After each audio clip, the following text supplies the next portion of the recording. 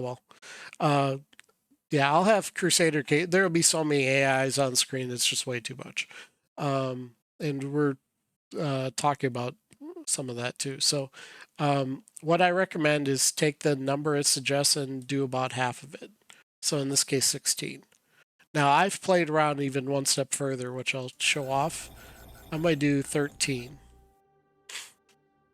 And the reason is I'm doing this civ proximity not even close. This basically gives each sector gives a enemy or one other AI nearby.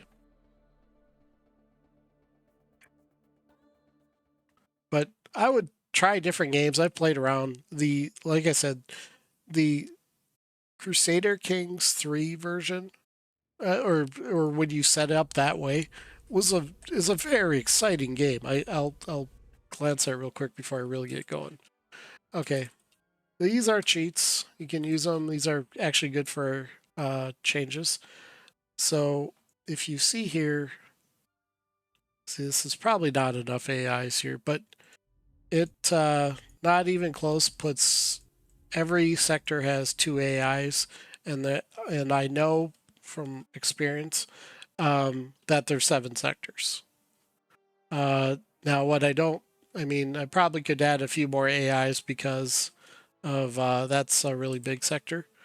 So then I can go. You can enable a cheat engine. You have FOWNC, fog of war, no contact. There's also FOW, but then if I enable it, then every AI has to say hi to me. So FOWNC, and then you can kind of click around and see how things are laid out.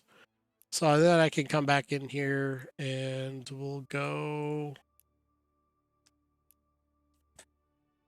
And what's this? 16 is half of this number.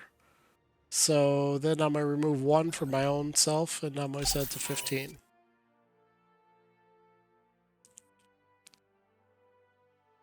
And then I should get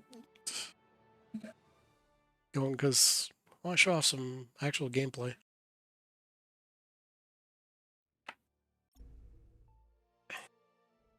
All right, so now that I made the change, now we have a large sector. This has 4 AIs in them, but each other one has, 2.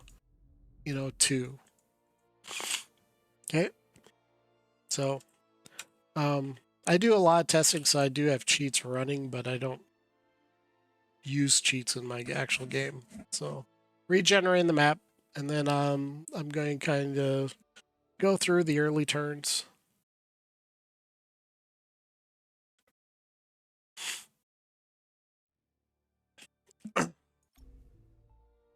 All right. Okay, so we have, this is our home sector. And so we look around here, we get kind of a layout. This is a pretty good group of stars. Now, these colored stars are not just random. All these colors have you'll see different things. I'll tell you, yellow stars have the most habitable worlds, followed by orange. Purple stars tend to have precursor worlds. Blue stars have thulium. Purple stars also have Promethean. I forgot about that. Red stars have Durantium. And now then each one, I don't know the entire scale on how many habitable worlds, but that's what I look for when I'm doing all these. There's also one other star which I don't see because I turned that. Oh, here, white stars.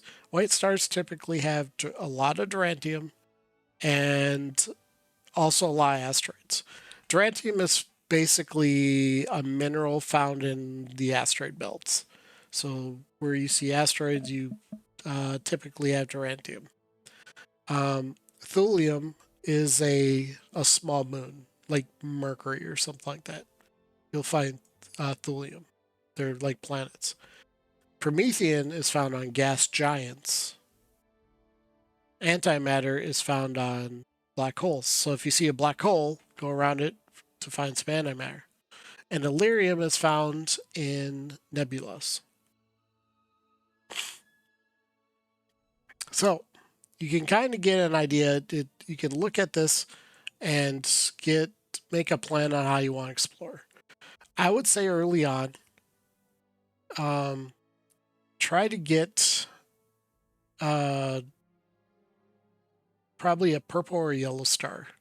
If you can't get one of those, go for an orange star. The other ones, it kind of depends. I play a specific way, and what I do is not necessarily going to be what I'd say the right way. Um, Sometimes I just play things completely backwards, and then I find out like new cool mechanics, and sometimes get things nerfed. So, all right, so we got an idea here. I'm gonna go to this purple star, and I always just there's that still going on. I always go click near the star, and when I get close enough where the star pops, it'll tell you what's around it. So I can see that this is, like I said, these tend to have precursor worlds. Well, there's one right here. It's the Thulium moon. It's a. Do you find you suffer from lack of Durantium? Yes. If you set habitable worlds to abundant, you're going to lack Durantium because habitable worlds directly affects how many white stars you have. Which is why every game I played in half my streams, I was swimming in Durantium, and I was like, why is this working? So I actually dug into it, and the habitable world slider affects how many white stars you get. And there's probably more effects, but that's the one of the big ones. There's a direct correlation. If you set it to rare, you'll get all white stars pretty much. If you set it to abundant, you'll get none. So I'd probably go somewhere in the middle with those. All right, so I came over here and I found out, okay, we have a Thulium moon, which has a minus population cap, which sometimes affects it, but it's not as big of a deal. It also has a snuggler colony. Snuggler colony gives you 3% approval. So this is a very useful moon to try to get right away. Um, I would say for the most part, with early in the game, you want to colonize your home system first. However, this is one of those exceptions. So I'm going to actually send my colony ship over to this area. And I can also, someone showed me here, I can double click on this, like zoom kind of in a little bit. Click on this, and I can probably say that it's up here. Unless it's right there. No, it's not. I also have an ability called Spores of, I don't know, I think I don't know where the term comes. It's not Yggdrasil, but I don't know how to pronounce it. Um, but the spore converts another world to a class 5 world. And if you've come from GalCiv 3, you may like, why would I care about class 5 world? And I'll go in more depth of that later, but it's these inputs that you see, minerals, technology, wealth, farming, and cultural input, are the most important. You could paste plaster this entire thing with manufacturing districts. If you have 2 mineral input, you're not doing anything with it. Yeah, I'm going. Yeah, there's a couple things. They are looking to expand on the resources because there's like some of them like Heliosaur. I have no idea when you would ever use it. I know there's a couple improvements, but it's not like I usually just buy what I need. All right, so we got that going. I got a colony ship heading over here. Now, for the most part, you're not going to find pirates in your immediate area. But later or shortly after, you're going to need to worry about those, unless you're a crime lord. Crime lords are allied with the pirates. Okay, so we got or that. Now I can get another colony ship by doing draft colonists, and then draft colonists I can send. It creates a colony ship with a random citizen, So you get a free population point. This executive order is not available to every combination. Like syntax don't get it, I don't think. Um, so these orders can change depending on your faction. There's a lot of uniqueness, so a lot of things you see here you may not see in your game because you've picked a faction that doesn't have it. Okay, so for this, why do I pick a home system that is full of pollution? Or well, it doesn't matter, I guess, because pollution doesn't affect colonies; it only affects the others. Okay, so I spawned a colony ship, sent it over to a world, and I picked this. You know, there's these worlds here. I picked them with the minerals, and so that boosts my mineral capacity. You can see that I get 2 minerals. It's actually 1.97, and the reason is if you're doing anything off world, you got a minor amount of decay. So you take this minerals multiplies by all your manufacturing districts, and I will explain a little bit why my screen might look different to yours. Um, you have all the manufacturing districts, and then multiplies it by the approval. Oops, approval right here. So you take the sum of all your percentages here, multiply it by the planetary input, multiply it by the approval. So approval is hugely important. Um, if it's low, I mean, if it's 10%, you're getting 10% of everything else. It doesn't matter how much you update this. So you want to think about getting your approval up through different means and different. Now, if you play the game right now, you'll notice that I have no little white icons. I don't like them. I modded it out. I also changed some of the colors. I believe lakes are purple in the base game. Lakes are research tiles. I changed them to blue. So I have a mod on there. It's actually available on the mod workshop. You can go on GalCiv4.com and if you want to download it. But that's why mine's good. Mountains, I think they're yellow. They used to be wealth icons, but when they changed them to influence, they didn't change them to cyan. So just so you know, if you're looking at this and like, what's going on here? Why does this look different? I wrote a mod. Okay, so I get my home world here, and what I'm looking for is uh, I look at these traits first. So we have like I have a population district here, wealth and tourism, and then I have all the colors that tells me what else is there. So what I can know is you want to put your capital city on a population tile if at all possible. It also adds 2 adjacency bonuses to the tiles next to it. So, ideally, you put some that benefits from the adjacency tiles. So let's look at this industrial center. I'll have to do it. I'll place it first, and then I'll show you why I placed it where I did. Okay. So you can click on this, but there's actually another way.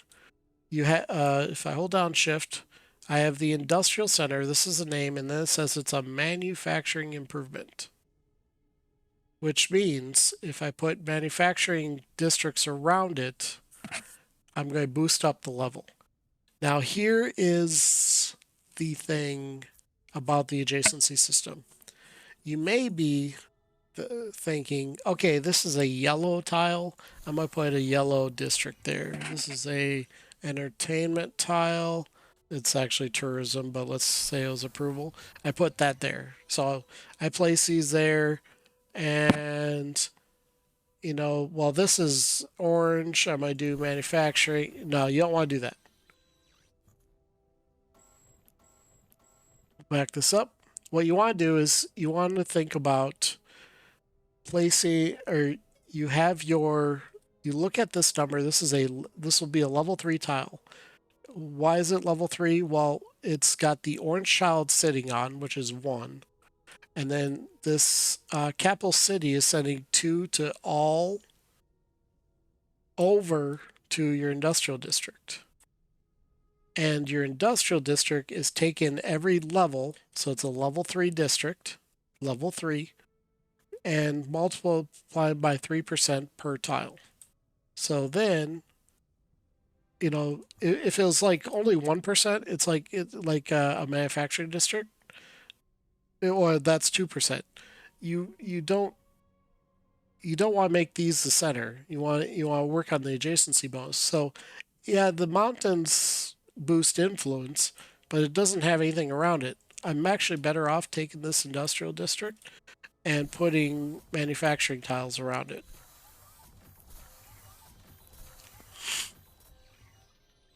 So when this is done, this will be a level 7, and this improvement will eventually give me 21% manufacturing plus the base 5 and plus the base or the flat 1. So this is how you get really strong colonies. Now, I have a special concern because I have citizens that are Baratech based and they don't like pollution, so I want to keep my pollution low. So this is going to be 10% pollution, which is, I think I'm still okay doing this. But I don't want to do too many manufacturing districts. Okay, then I also have the capital mainframe. Now, what I tend to do with this is put it on the tile that gives me the most benefit, but then I destroy it later. There's no really tile that's amazing for this, so I'll take advantage of. I don't think I might build this into a research world, so I might put it next to my capital city, so it's a +2 because it'll be a +1 if I put it here, and then I rush by this. I do this all the time because they sort of nerfed this a little bit, but it's still good.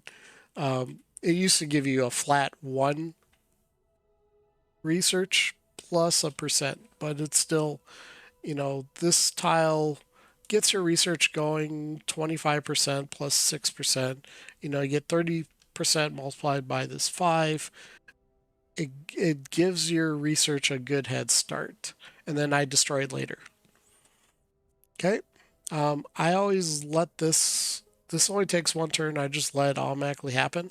I'd rather rush the capital mainframe first. Oops. And so that's kind of a basic setup here. I usually get early on, I try to get, for the most part, is mostly my production. And I try to shoot for around 30 manufacturing. So 30 or 40 manufacturing. And then this is my shipyard. Shipyard, I always just build 2 probes. These are test stuff. Probes are really good for identifying things around very quickly. In GalCiv 3, I'd probably rush a colony ship right away. It doesn't really do much for you in here. You're actually better off getting the probes out, scouting out as quick as possible, I find. But, there are some other things. Okay, I have the spores Yggdrasil. I'll find 100 different ways of pronouncing it over the course of this. I think I'm done with that. And then we have here. I love the policy screen. I always pick colonial policies first. Starbase modules is really strong. It gives you, because you can get some early resources, but I think I like to see what's around me with probes first. I hold off on Universal Translator until I meet someone because there's a special quest you get So I don't pick it up until I've run into another race, and then I get that and the hyperwave um, tech right after. Arm shuttles usually comes at a point pretty early on where arm shuttles it's like takes one turn to research. I pick up then. Otherwise, I look at about turn 25. I need to have start building a military, so maybe around turn 20 I start picking military techs. But there's almost always a point in arm shuttles. It shows up often enough, you'll get it. It'll be just one turn. Subspace scanning, I just kind of ignore for a while. Some people like the eyes of the universe right away because you can see where all the AIs are. It increases your scouting range. But I start with 2 probes first, so I don't worry about it. And then once I meet someone, then I have them scout for me. And then we have asteroid mining. That's I have some test ships in here, so you'll get the asteroid miner. Uh, if I start seeing some white stars, I don't really worry about artificial gravity. I always get fairly soon. And this is a vigilant faction, so I have the navigation center. So depending on your faction, your tech tree will be a little different. Okay, my turn 1 is always forever. And then your flagship, uh, you you want there's a couple things you can think of for flagships. If you grab capsules first, you can get survey modules and then build more flagships. Or you can get artifacts. Artifacts give you a lot of special abilities. Or if you don't like the ability, you can get early money. So I usually do those two, and then I'll grab space junk if I find it. But I'm not worried about it. Now there's a decent asteroid belt with this my starting faction. I don't know who it's based. I think it's the Veritak home system that they no, it's someone else. I don't remember. It's based on something else. Okay. All right, colonial policies. And then I on the planet unlocked another feature and I'll go through that. So we have research districts, which I might take, and then asteroid mining. Now, I do pay attention to these things. I do not only choose from the 3 that are available. I do early on. I might because it's lower research costs, but I very quickly abandon that. Okay, I like course colonization right at the beginning because I get plus 100% growth. Some people like, well, wait a minute, minus 15% approval. That's terrible. Not as bad as 100% growth. Just lower your taxes. And, that 15%, the tax approval is, it's 16% to go from medium to low. So, so, it doubles your growth rate. So very good tech. Other than that, policies I have um, growth. I don't really use that much, but I do have a mod that actually works pretty well. Heart of the Empire isn't that big of a deal. It's more of like, there's no penalty for it, but it's not that good. Land exploitation, a lot of people are scared of this one.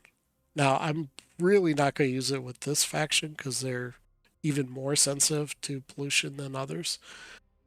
This is actually one of the strongest economic techs in the early game. If you are broke, pick this up because it does 5 gross income, and I believe it per I think it's per colony. You basically, if you're broke and once you've expanded a little bit, yeah, even if it's per core world, it's going to boost your income by quite a bit. Yeah, well, I can actually check here. It's I got one other colony, so if I were to pick this up, Yeah, no, it's per colony.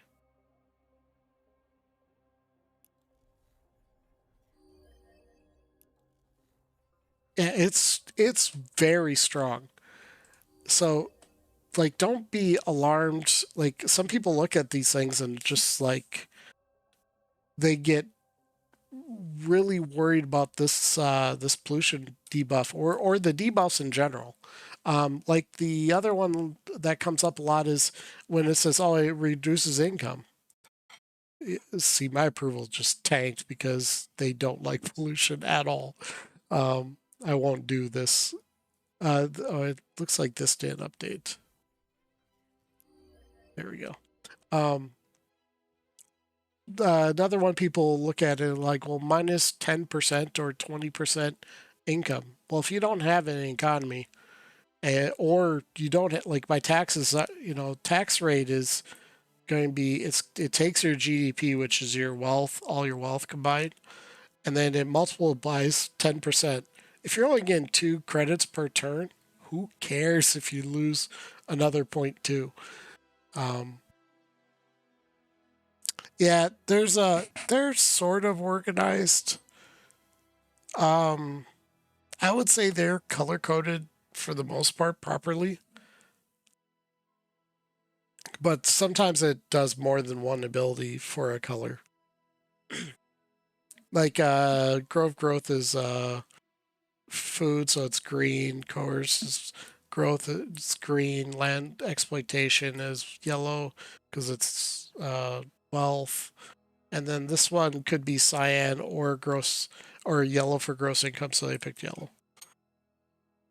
On this screen here, I always show this off. This automate button, you come back to it. It's very useful. See what's in here. Many people get like 300 hours in the game before they see what this does. You can basically get rid of a lot of micro. So I'll do it. Yeah, they do need that, and then you have a trade, but I don't have any trade licenses yet. Okay, I with the thing that was built on my world here, which is already gone, but it unlocked leaders, and you get one free leader. Now notice I'm playing the bear tech, but I have no. There's no tree people here. They're all these pink-haired. Um, well, this is a dude, but you know, pink-haired people uh, on this world. It was actually fun to kind of use the diffusion because I basically picked 2 colors, and I was like, okay, take this my base character, and then mix different things like change their clothes. I'm a little scared of AI, and it's amazing too at the same time. I'm worried all the stuff that people can do with it. Holy crap, that is the cheapest leader I've ever seen. 88.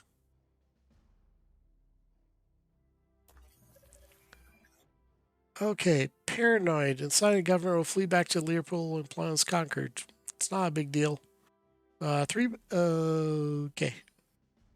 I'm not going to grab corrupt because if you add it, then you get a lot of global crime is applied to every world that you have.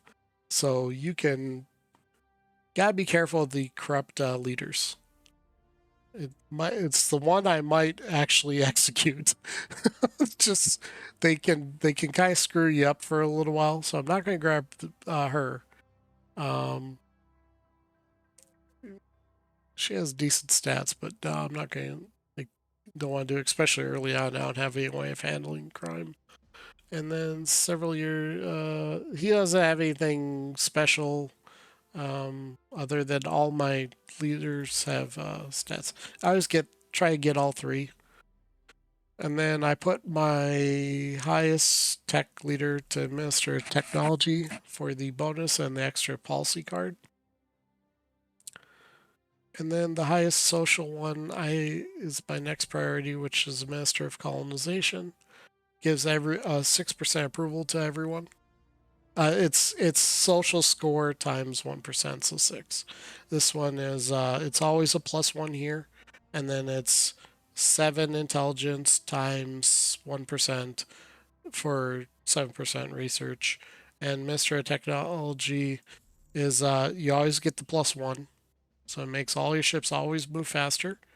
And then you get the diligence score and one range for your diligence. And so all my ships, well, that one's not going to count. All my ships can move. Like before, this was their range circle. Now they could move pretty much everything around here. All right. Feel free asking questions. I try to answer them. Let's see. Okay, so I've uncovered the exact location of this. So I'm gonna send this colony over to there, and we'll probably get. I got a purple star, but I want to get kind of some of the yellow ones.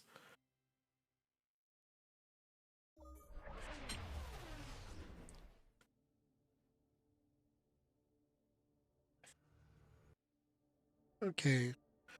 So notice I'm not close enough here. I can't click on it. I haven't uncovered it in my range here. So I get a little closer. Now I can click on the star and I can see, okay, we have Cirrus has a 2, a 3, and these looks like this one's a really good one because you have minerals and technology. And then we have pretty good research. This looks like a really good research core world if I settle all this. Now, when you're settling, the strategy I use is grab the cores, but don't first in the system, but don't ignore the feeders. What do you use? Minor worlds? Oh, I run them over. You're talking minor civilizations or minor worlds. The Yeah, minor civs. I run them over. I take their capital mainframe and I slap them on my tech worlds. I do it. I call it my little trophy planets. Is it an exploit? Yes, probably, but it's fun. You get these tech worlds and they just swimming in these things. I don't know how loud battle mode plays for you guys. Okay, so these here we have a choice between the Upgrade Connect mission, which increases all our Connect attack by 10% for all of our fleets, or I make one ship, gets a +2. I'm taking the upgrade. So now I get when you get this upgrade, you get a special serrated weapons research that you have to do to complete the quest. And it's a little confusing. You basically get the 10% that's promised in the objective. You don't get 20%. You don't get 10%, and then you get another 10%. It's worded funny. You get a special research that you can complete for a bonus. All right. So I don't have any anomalies nearby. So my second goal with my survey vessels is just help scout. And there's a capsule here, so I'll start that.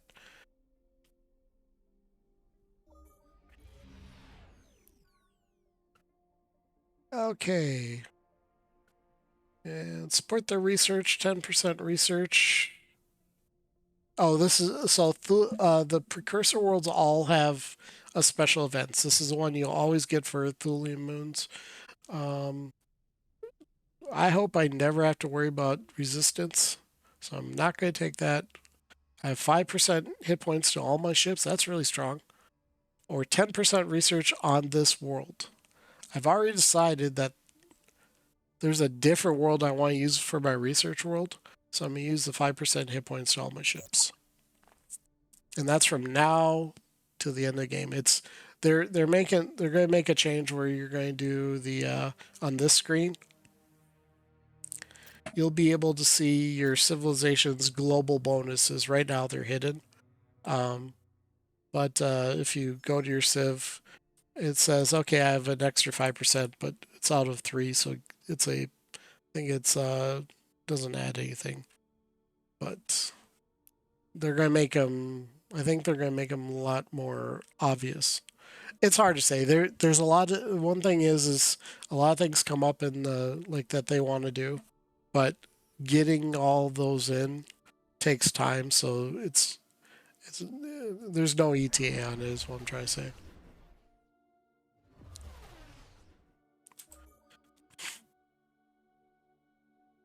Okay, so over here we have tourism world, 10% tourism, tropical. So we got some wealth on that world. But nothing special here. I'm not going to worry about that right away. And I don't try to grab everything from the AI. I kind of grab the important stuff and then take everything from the AI I don't need. Okay, arm shuttles, xeno-industrialization, which leads to supply depot and upgrade manufacturing, but more importantly leads to the space elevators tech. Or starbase modules. Of these, starbase modules is my preferred choice. Because I have a Durantium up here I can grab. If I click over here, there's nothing. There's nothing. What's over here? Ooh, all kind of colonies over there. And so there's a Durantium over here, and I'm not sure what I'd do with the second. Maybe I'll change that.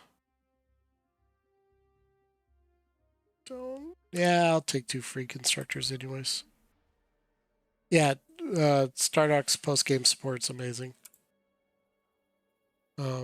Some people like, I don't like day 1 DLC. You're going to have day 1, day 2, day 3, or not DLC, but patches. Like, they don't like day 1 patches. It's like, you might have day 1, day 2, day 3. They'll be a little bit better. They've pushed a big update, but they do a lot of additional updates.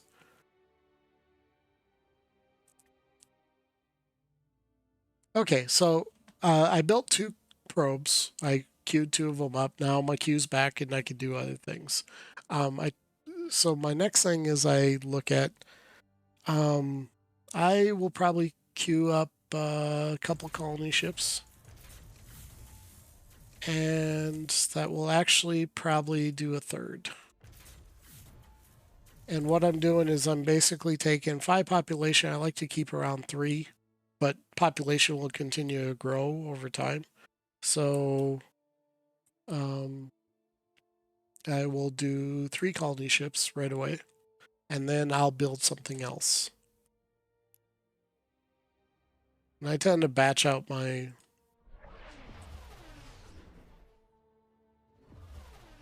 production as much as possible. Okay, so I got, I don't know what I got. Oh, lost poisonous device. I'll click on that. This is the... Okay, so this I have an artifact that poisons the planet. Now, artifacts are fun, you can use them, but I don't plan on using this. Because I think you remove their food, it's not that big of a deal. So I could get more money, 500 treasury, by selling it. So don't just grab artifacts to, if they're sitting here, they're not really doing you a whole lot of good. Some people like, I'm broke, and then they have like 30 artifacts in that list. It's like, you probably aren't going to use those. All right, GNN monthly report. I'd like to actually do always show for this. So it says I complete a probe, which I know I did, and then I did this event. And you can right click to clear it. You could use it as a checklist. All right. Okay, I'm not going to worry about the space junk. Okay, so I clicked on here and it says there's nothing there. So I'm going to move on to the next world. I'm over here. There's 7 asteroids, but nothing else. So I'm not going to worry about exploring this whole thing. I'm going to just go to the next world. Manufacturing districts completed. We'll right-click that. You have enough culture points to add a new trade to your civilization. Okay, this screen. Depending on who you pick at the beginning of the game, you get a ideology discount of 26, and then you have the other ones. Now, there's a couple of ways you can think about this. You can grab the one that's in your discount, or you can go off the grid at least for one, and because you're going to still get these cheap. But I think I'm going to do this one. Gives you a Hall of Tradition, which gives you more culture points. I'm going to grab that one first.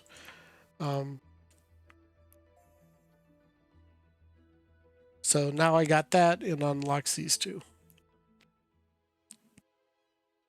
Okay. There are ship upgrades available. All right, flagships are much better now that you can upgrade these things, but I would say I'm not going to worry about too much. I'll probably grab the crew quarters, and actually even better if you get to rent. I won't even bother crew quarters. Get the extended reinforced hull, and but I like to have moves and sensor range. Usually grab sensor range first, just so I can see a little bit past where I'm moving, and not like walk into a nest of sentinels. That's a good way to punch the screen.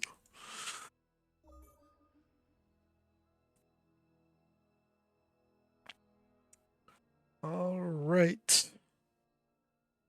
So there's no colonies here, but what I like to do on any system that has um, a colony that I can grab, at least scout out enough to unlock it. So I know I clicked on here, I know there's 2 colonies and nothing else. So now I've uncovered what I needed from that, and I go on to the next world. Came over here. I mean, I mostly uncover it anyways, but I go on to the next world.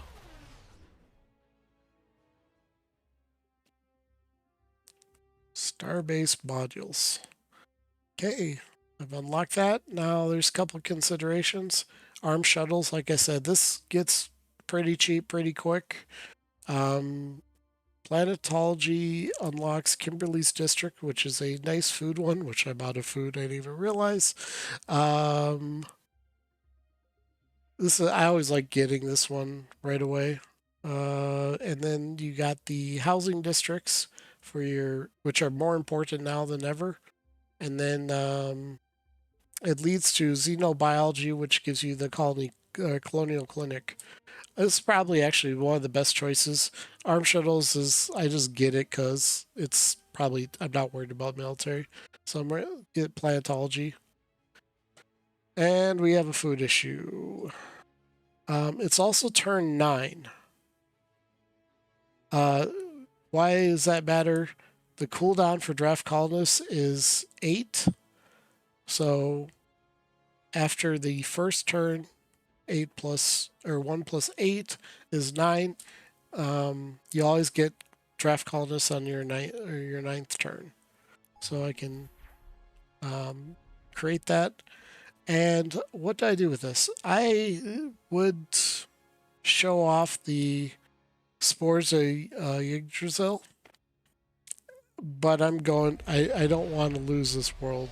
This this area looks pretty amazing, so we'll do that. And then I have constructors. I've now unlocked more of the map here. I don't think I saw any resources anywhere else. So then let's probably the Durantium. There's nothing else in this range. I'm going to probably go a little bit past and try to send my range circle over here, just in case there's a resource that I haven't uncovered yet.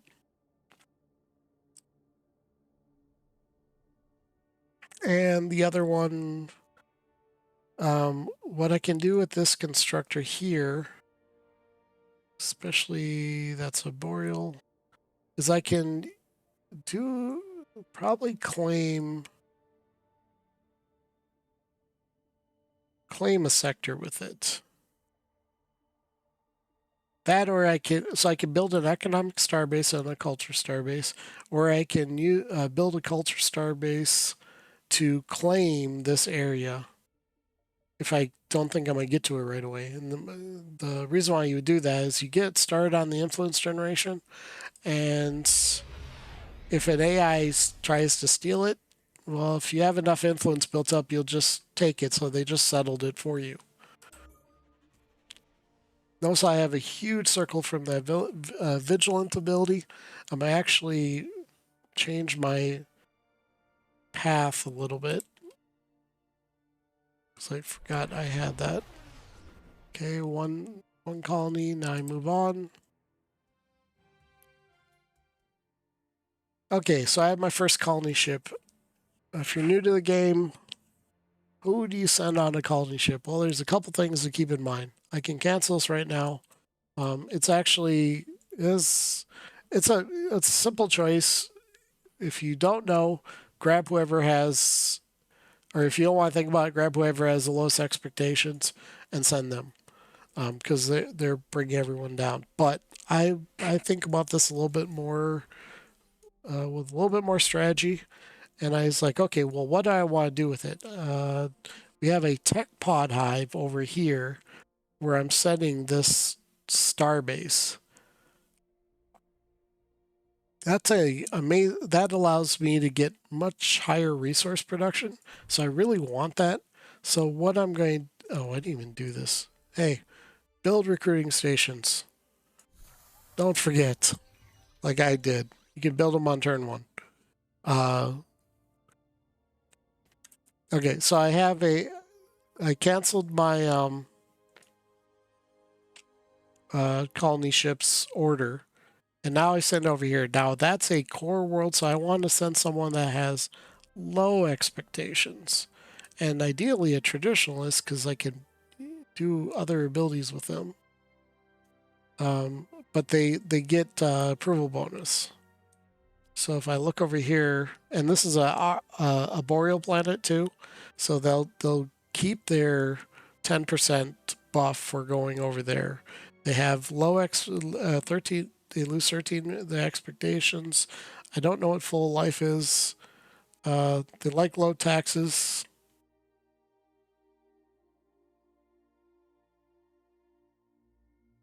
Yeah, I forget to look at those all. Although I don't know, some of the numbers would probably be a little extra. Um, so I'm gonna send this character over, and there's other, like, all these stats matter. She has high diligence, which is good for a brand new colonist. Yeah, no, I know it's number available, or yeah, I know it's the number. Oh, you're talking over here. I can tell you there's a trick for that, and you'll learn that after a while. Um, it's all based on the planet trait. So this is a boreal. It's going to have one. They always get one, or well, they can -1, but and then it's a +1. And then this one is a Thulian moon, which I don't think gets any. So you'll over time you'll actually learn. Okay, which ones are going to have it? You'll memorize it. Yep. There's yeah. I agree. It's nice. It's just sometimes you get too many icons. Um, there's a balance. I was like more information than less, but I also know it can sometimes turn into noise. So I'm gonna do something kind of weird. I'm gonna scout with my constructor. I'm gonna see if I can get like a early nebula while I'm kind of waiting for this probe to scout up. Okay, well here's something interesting. I have your over here. I saw their icon, so there's your up at least this way. Now, map pins. Well, there's no such thing as a map pin, but I've used them pretty much my entire time. I click go to, click new rally point, I put it over here, and then I click on it and I type you're found here. Normally I wouldn't do that, but until I scout out a little bit more. Like I may not necessarily look for their home world or where all their territory, but it gives me an idea. Like, okay, they're over here. So that means I want to most likely, I mean, they could be up here, but most likely I'm going to colonize up this direction.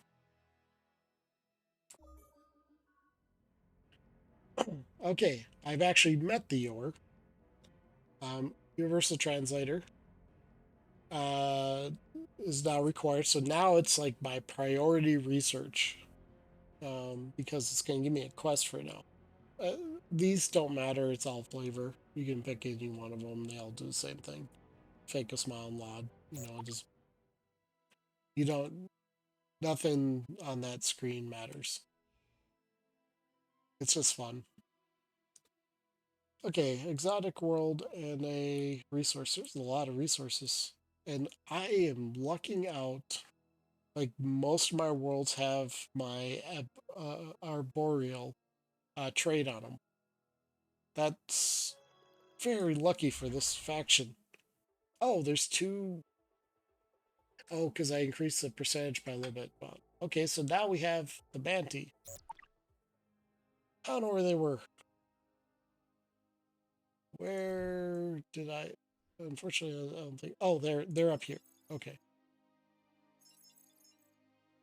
So now this changes a little bit because now I actually don't usually mark where I find these guys, but it's just showing off you can do this. Okay, so now that changes it. Well, I was gonna say, hey, I'm free to go up here. Well, not so free. And now I had like the Yor has very few stars in over here, so it's harder for them to get. Now they have a colony right here, so they can get up here. But the Mantis, I'm going to be competing.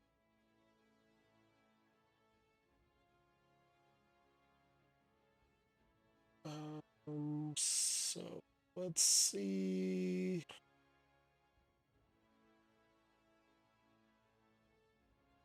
I think I want to. I have three. I need to see what's up here and grab the best stuff. Okay, here's a white. This is a typical white star. It's actually less, but they have a lot of asteroids and a lot of resources. I'd say most of these resources will be Durantium. So this is if you need a map. There you go, 3 Durantium. If you're saying, hey, I'll get any Durantium in my games, your habitability slider is way too high. You do not want to do abundant because Durantium is hugely important. You use it for like just about everything. Okay, so we have a this planet. The only problem is yours hard to annex through a culture flip.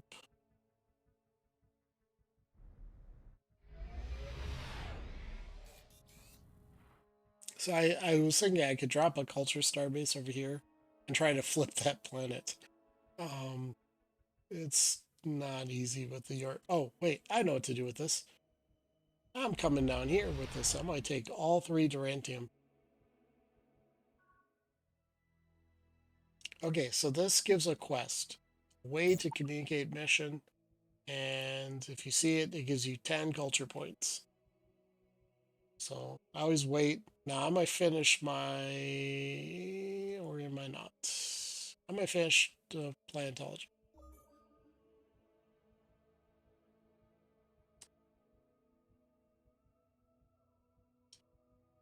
Blue moon, orange. I think I want to. I mean, these I think will all be fine. I'm gonna go a different direction. Let's head over here, see if we can find some thulium. Well, that's not where I was trying to click, but we'll do that. Okay, manufacturing district is completed. Let's see how my world's doing. So I got 2 more manufacturing districts to come along. Now I've sort of skipped this.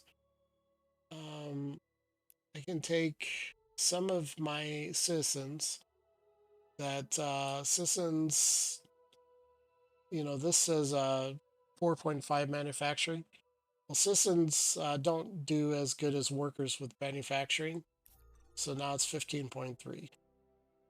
Um, but I try not to move anyone that I think I'm going to move off planet. So we have 8 diligence. Why does it always give the lowest intelligent person is always your scientist? Oh, I misclicked. Yeah, it's always your lowest, and this is actually a terrible citizen. May actually be a citizen. I'll use citizen and be like, hey, let's get you off world. Uh, social, that's a decent entrepreneur. They're kind of rare unless you get the trait. So I don't like getting rid of entrepreneurs. And we have diligence with low expectations. I think I'm gonna leave them as the citizen because I might probably quickly move them off world to grab something useful. Okay, so um, now I don't always pay attention when I get in some of these researches, but I actually unlocked the planetary generator, which would have been a better thing to build than some of these things. So I will put that. Okay, I might actually do something. Oh, good. It was perfect timing for it. Okay, so it would have actually been better here. Well, I'll eventually fill that in. But I might actually, I want, because this gives 5% manufacturing per level, I want to put them in a center. So let me explain patterns here. So I've kind of explained here's the basics of adjacency bonuses. There's 3 patterns that you want to think about. There's the triangle. Triangle is a very strong pattern.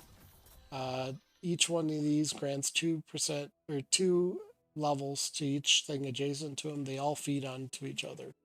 Um, After that, you have the diamond. The diamond is the same thing, but it's good to put like a hub and everything around it. It's strong, but it also starts building your pattern to everything around it, which leads to the basically a wheel. This is this will can eventually be the highest adjacency bonus, because everything's feeding it levels. Um, so I am going to go for here, which will be a wheel that will take me a while to get because I got to worry about my pollution, which is already getting kind of bad. Um, I will destroy this, build this here, change my order, and probably leave it at that. What's oh good, it doesn't this doesn't add pollution. So I'll end up with 24% pollution. Yeah, you could call it the flower. Um, and I mean, there's other things on the way. You could have the Pac-Man, you have the, you know, uh, everything like that. But I'd say for the most part, I just look at those 3. Uh, it helps when you want to kind of make, you got hubs.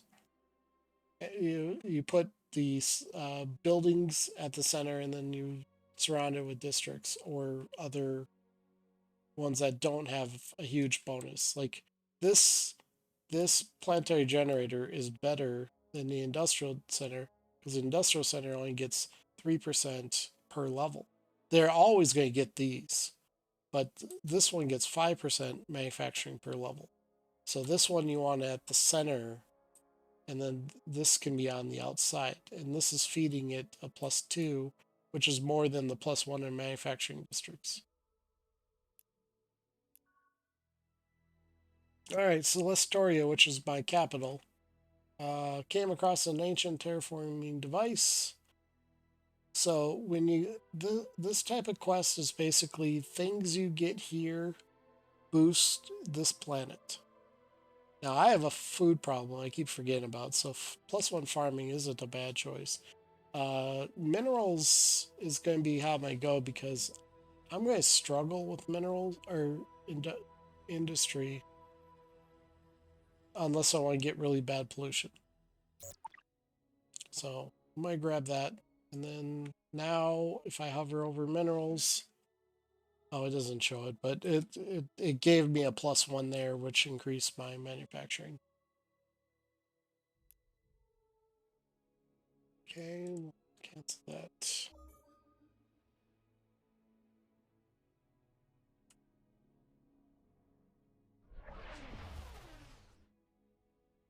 Okay, come over here. Nothing really around here. Let's go to the next star.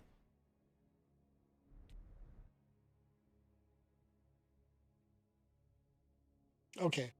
Now, because I marked those, I know that that's one of the ones I want to move off world. And I completed a colony ship, which was the one I just sent out. And probably here for, ooh, that is a really nice 6 minerals on the base world. Now you may notice I'm not necessarily oh, I haven't really colonized anything. I'm not coring these things right away. I don't remember what Haunted does. Series is like a lot of people don't like taking -1 tiles. It's not that big of a deal. I will probably take that because I don't remember what Haunted does. And I want this is going to be important. I've decided that this is going to be one of my research capitals. Now, I will eventually core that world, but I don't necessarily need to worry about it right now because this has a 33% decay. It's 3 mineral input, uh, minus 32%. So it's 2 minerals. And if I hover over this, I can see I get 2.06 from series. And it's feeding into that, which is benefiting from all these multipliers. So this world's already established. I don't necessarily, it'll take me a little while. The return on investment is going to be a little bit if I just immediately go around and convert this. Now, the other consideration is each colony is 3 to 6% crime. My crime's pretty low right now.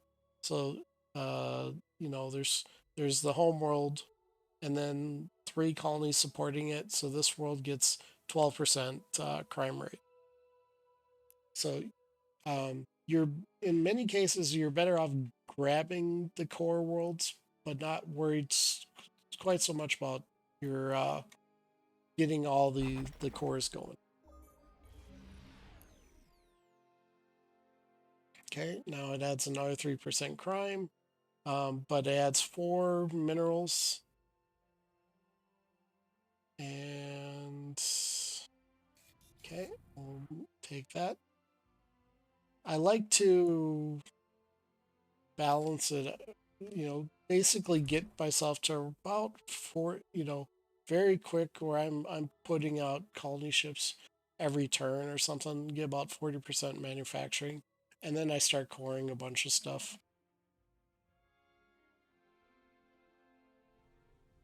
Okay, so this constructor is nearby. Now I'm moving I'm just going to wiggle around here and find if there's anything else over here, which there isn't.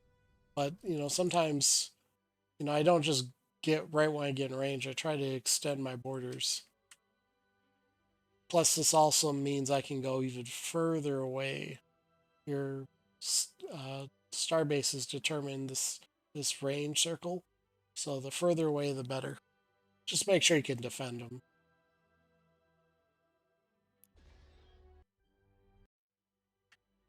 Okay, mining drones. Because Tarantium is, you just want a whole bunch of it. All right, planetology. So we have Kimberly's Refuge, exploits resources and housing district. Now, oh, geez, I've not been working on research at all. I've met someone. Universal translator is very important, especially now. It's not as important for some people. Yeah, you can see the little lines coming to know that there's something there to link. I've the alternative is you don't do that, and then you plant your starbase, and then you find out once you cleared the fog that there's a resource just one tile over the other way. So yeah, I do that all the time. All right, interstellar cartography.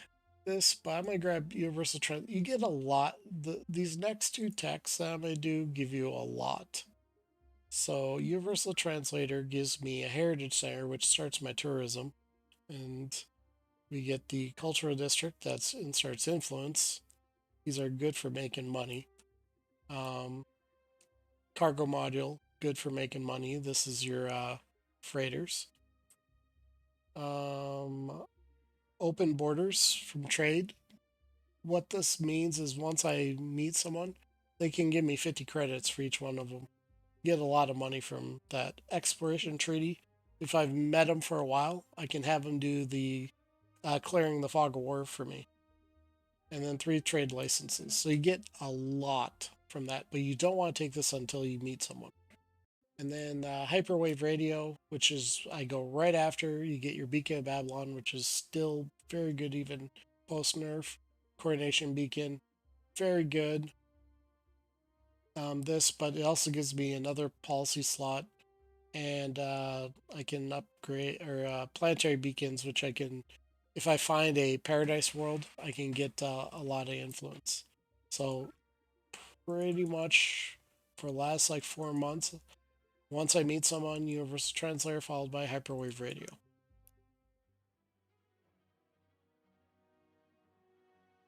Okay, planetary generators completed. Now, the only other consideration would be where's did I already grab it? Oh no, I didn't. I didn't pick up Xeno industrialization yet, which leads to space elevator, so I'm not worried about. All right, good. Now that I got some Durantium, I can get one of these orbitals. I'm gonna try to remember these. Now, for the faction I'm playing, they don't like pollution. I have low pollution. I'm getting the atmospheric cleanser. Atmospheric cleanser is basically allows me to build 3 more districts um, that I wasn't able to before. Because I forget how the pollution mechanic works for them, but they really do not like. Maybe it's 1% per. Yeah, I think it's so 12% pollution, which is yeah, they're getting a pretty big approval debuff. I'll finish that and then I'll go into some approval. What is my? I didn't even look at this. Okay, so we're at about 30. 30 is when you really start building up your world quickly.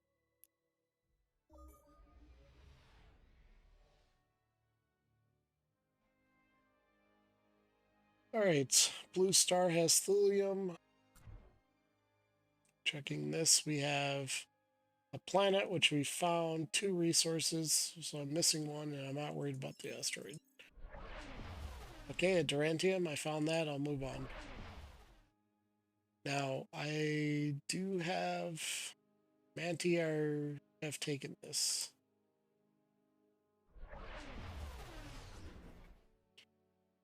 Now, one thing about the AI is the AI does not cheat. So they have to scout out everything before they can colonize it. So looks like they're up there a little bit more. All right, so we have pretty high expectations. I'll do this.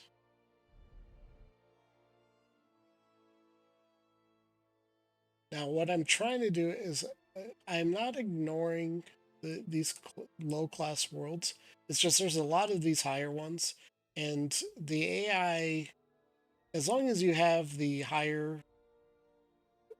core world candidates, the AI is gonna have trouble flipping your colonies. So focus on the cores, but don't ignore the other colonies. And then this is just good because they have 6 minerals. That alone pushes me over my affording limit. Okay, so how are we doing over here? We got our population. I can probably do 1, and then I get another system in 3 turns. So we'll do another colony ship, and then I'm gonna build a supply ship, and then actually, well, we're gonna do a ship, build a ship. Which one of these is? This is my custom design. Okay. Let's. I'm gonna get rid of some of these are testing. I think I was using these as map markers for a bug I was writing. All right. So I'm gonna build a custom colony ship. So I'm gonna click on the base one, going to click new, and then I'm gonna click start new design, and it automatically takes that design that was there, places in here. And I will build an unshielded thruster. Now, don't be alarmed by 50 minus 50% hit points. If your colony ship's going in battle, you have problems. It doesn't matter. So you might as well get the uh, 3 movement versus 2. Because no amount of hit points is going to save your colony ship. And give it a name. And then we'll do the same thing with the constructor.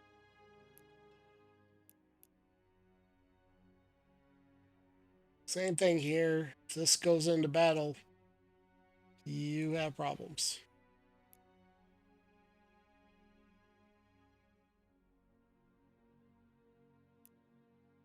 Supply ships. I don't use this design that often, but I will build in the interstellar one.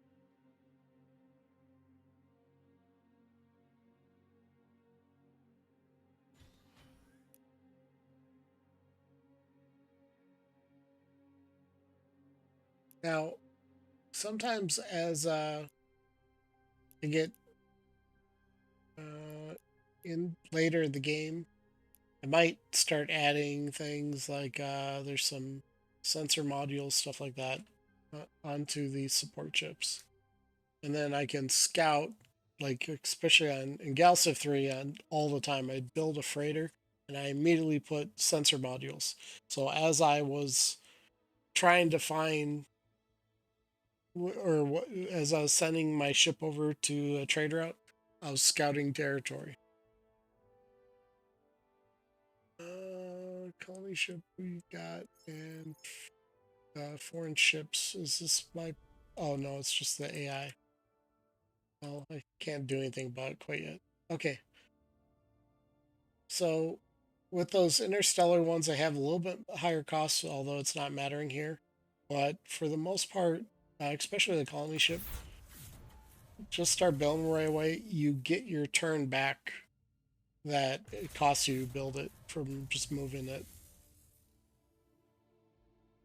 Let's go here.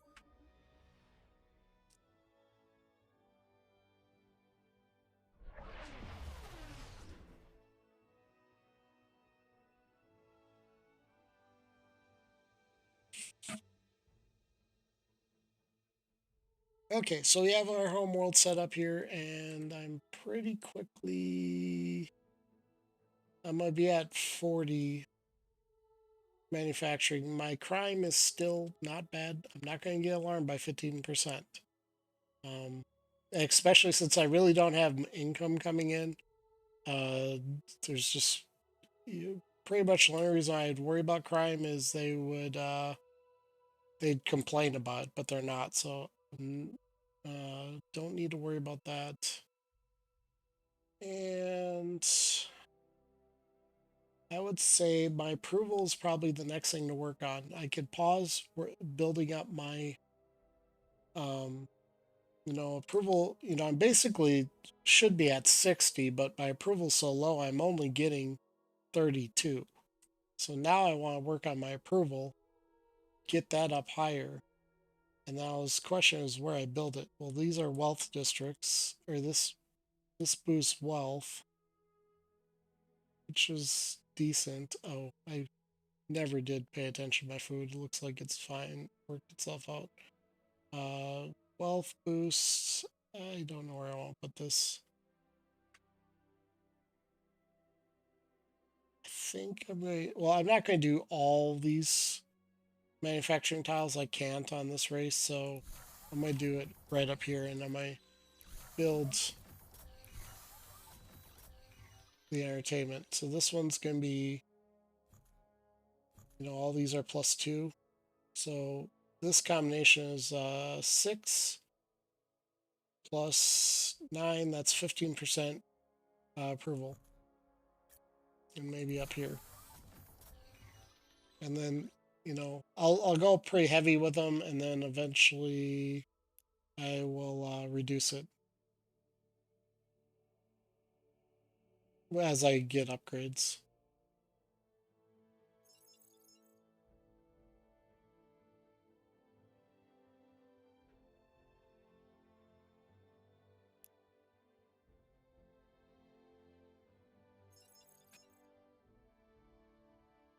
Oh, I'm clicking on this your ship, and like, why is it not moving to this star here? It's not even my ship. A small group of aliens, who you initially mistake for Oh, a cluster of trees, dumb stuff. reside here. Okay, They free assert colonists. It dominance over happens the to be First my Colony, same they are willing to demonstrate. base race. I don't think it's gonna be my same.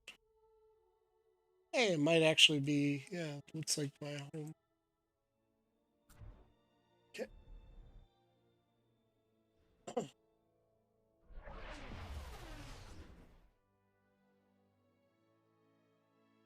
Yeah, I need.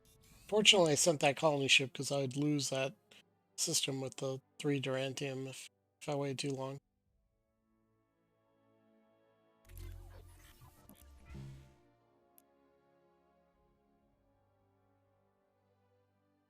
I'd like to show off Spore, but just have so many good worlds. What's this one? 2 with 5 wealth. This one's 2. This one's kind of weak. I'll probably not worry about that. Let me grab this one here.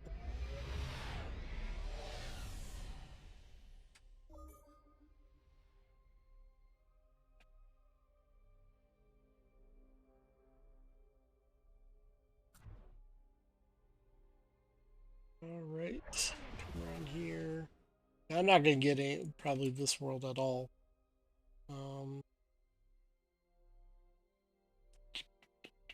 Promethean, that's too bad. That's there. Not anywhere closer. Not anything in. Close range. I think I want to find some homeworlds.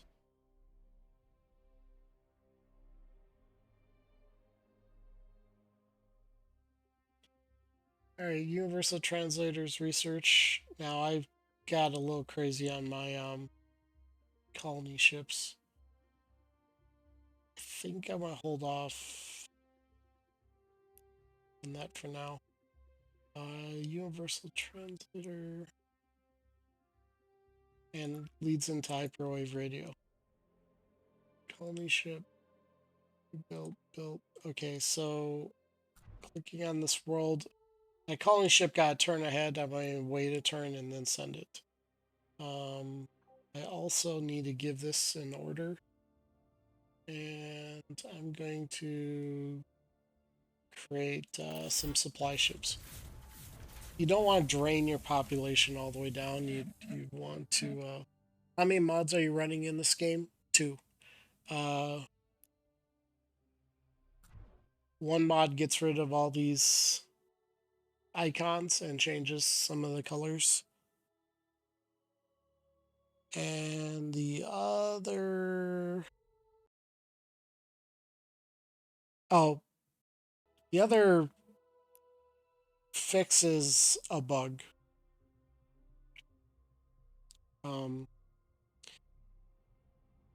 Which doesn't affect most people, but there's certain of the weapons that are not getting some of the volley attacks. I use volley all the time. Uh, Nothing too major. It's most of the mods I do is to make things make easy for me to play easier, or fixes something that I find annoying. That eventually I think will be fixed. I try not to change how the game works, or I don't try to redesign the game. Although I have made a couple. I've been playing around with the mod tools, so I made a couple of them. Like I have one that adds an improvement that takes your surplus food and increases the wealth on the world, and then you can boost it, and it's kind of fun to play with because you can make like farming world, like I call a farmer's market, and it's kind of kind of a fun ability, but it's not in this game. I will add. I think actually last time I did play. Oh, I didn't realize I had this cultural progression perk yet. Entertainment district. So we got someone on our borders. It's just faction. Okay. Social ties. Our citizens no longer generate crime. I think when I played last, I forgot I get this, and now I'm not worried about crime. And you can. The tradition is a really good way going tall. You don't need to worry about crime, which is the major anti-tall mechanic. But more importantly, you get a lot or more money. So I'm not losing a lot of money. I'm not actually spending a lot. I probably spend a little faster here. Um, let's see. Entertainment district. Come on, ADD brain. Let's see. Oh, oh, that's crystallized delirium. I thought it was harmony crystal I was missing. Um, we got a new. So we got a entrepreneur here, which gives you a flat wealth bonus, which isn't going to do me a whole lot right now. Like I'm not worried about that, but I'll probably send them off world.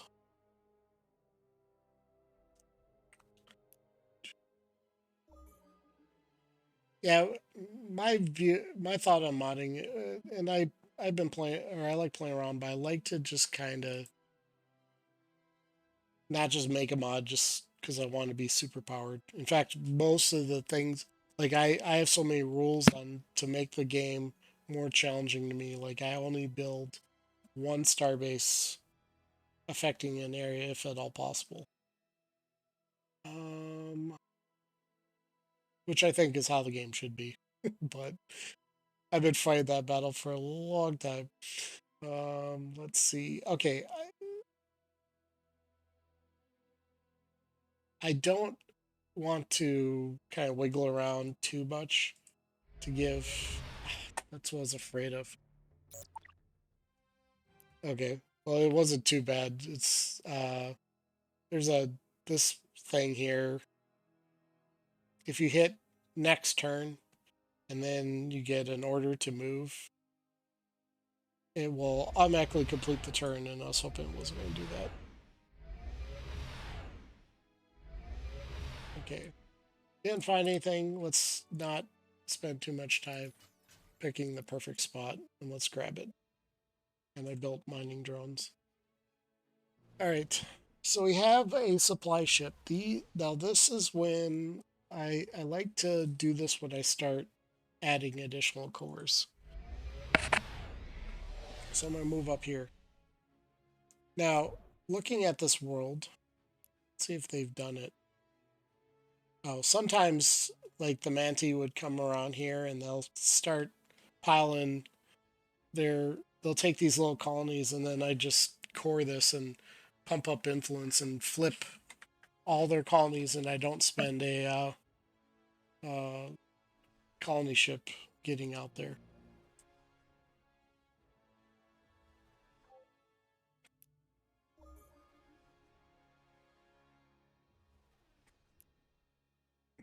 How am I doing on score? Not too bad. Yeah, research is kind of struggle and oh, I missed my timing for draft colonists, which would have been 9. It would have been turn 17. I should have used it, but it's not that big deal. Let's see. Okay, send this colony ship up here. I want to fill out this because I know this is a good research area. So I want to get those 4 colonies. And I can build it up pretty rapidly.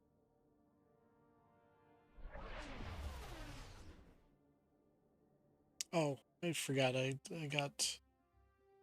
Okay, hyperwave radio. I did that and got my basics. Now this is where I'm at turn 21. I need to start building a military. Because right now I have the weakest military, which pretty much I always do at this point. I will my personal thought on it for incredible. I try to get military started by turn 25. Because otherwise, the AI will just run you over. All right. Gross income, or in 20% lost research. Let's see, growth is not a big deal anymore. Land exploitation will just cripple me. So we'll do research grants. Now, if you don't have a lot of slots or things to put these, don't research texts that give you more slots because you are required to fill in all the open slots.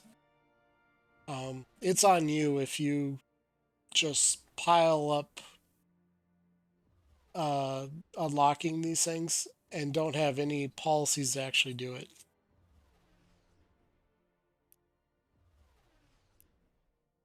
Okay, spores I'm not quite thinking about using them just yet.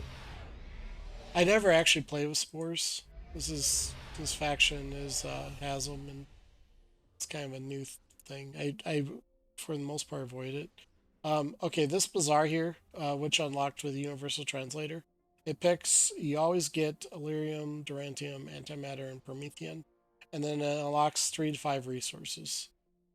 You always get Thulium. So this one unlocked 2 more. So you have your Arner Spice and Xanthium. Neither of these are that useful, so I'm not worried about getting these. And you can buy or sell resources over here. So I have thulium here. I don't think I have a source. Oh, I have that thulium world. Um, and then I have some Durantium. You can sell these, but no, this stuff's really good. But you can kind of look at your prices here. So I can buy it for 51 and sell for 25. So then we'll go into diplomacy here and do a trade proposal. And you always want open borders does not, or if you this is not Stellaris. Open border, basically, you can go to any tile on the map. Open borders says it's whether or not they get annoyed by it. So, I don't know if anyone's getting annoyed by open borders, but if I take a military ship and put it in the Manti territory, they will get annoyed. Um, I'm gonna actually back out because I'm gonna do something else here too, with the same concept. So if you go to this diplomacy screen and we'll do Manti, you see this diplomat. Let's get a diplomat in there because they will do two things for me. So first, who to use for diplomat? We have a no one. I look at these traits to see which ones.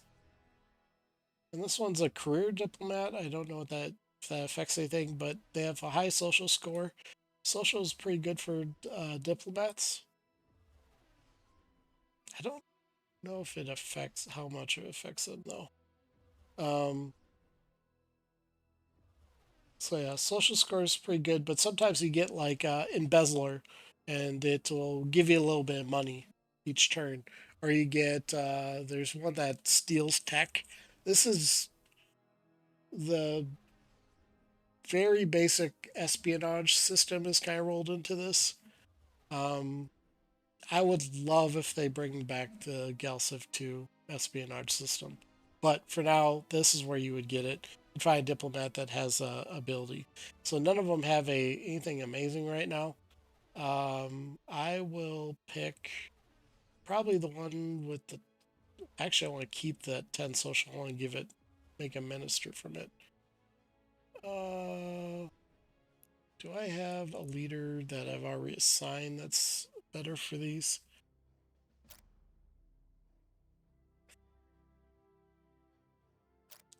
Yeah, none of these are. Okay, so let's get some diplomats here. I might grab this one. Now, this is why I keep my money. I like leaders. I do a lot of diplomats because they add relations, and this is how you avoid. Yeah, like the number one wish list item I have is a well done espionage system.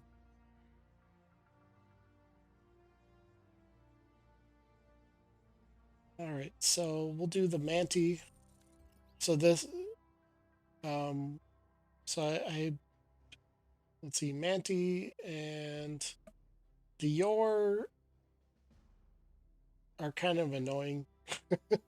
uh, I Now it's a matter of do I want to bother? I might actually put the diplomat on Dior because you can't really do much with the navigators. They don't do treaties.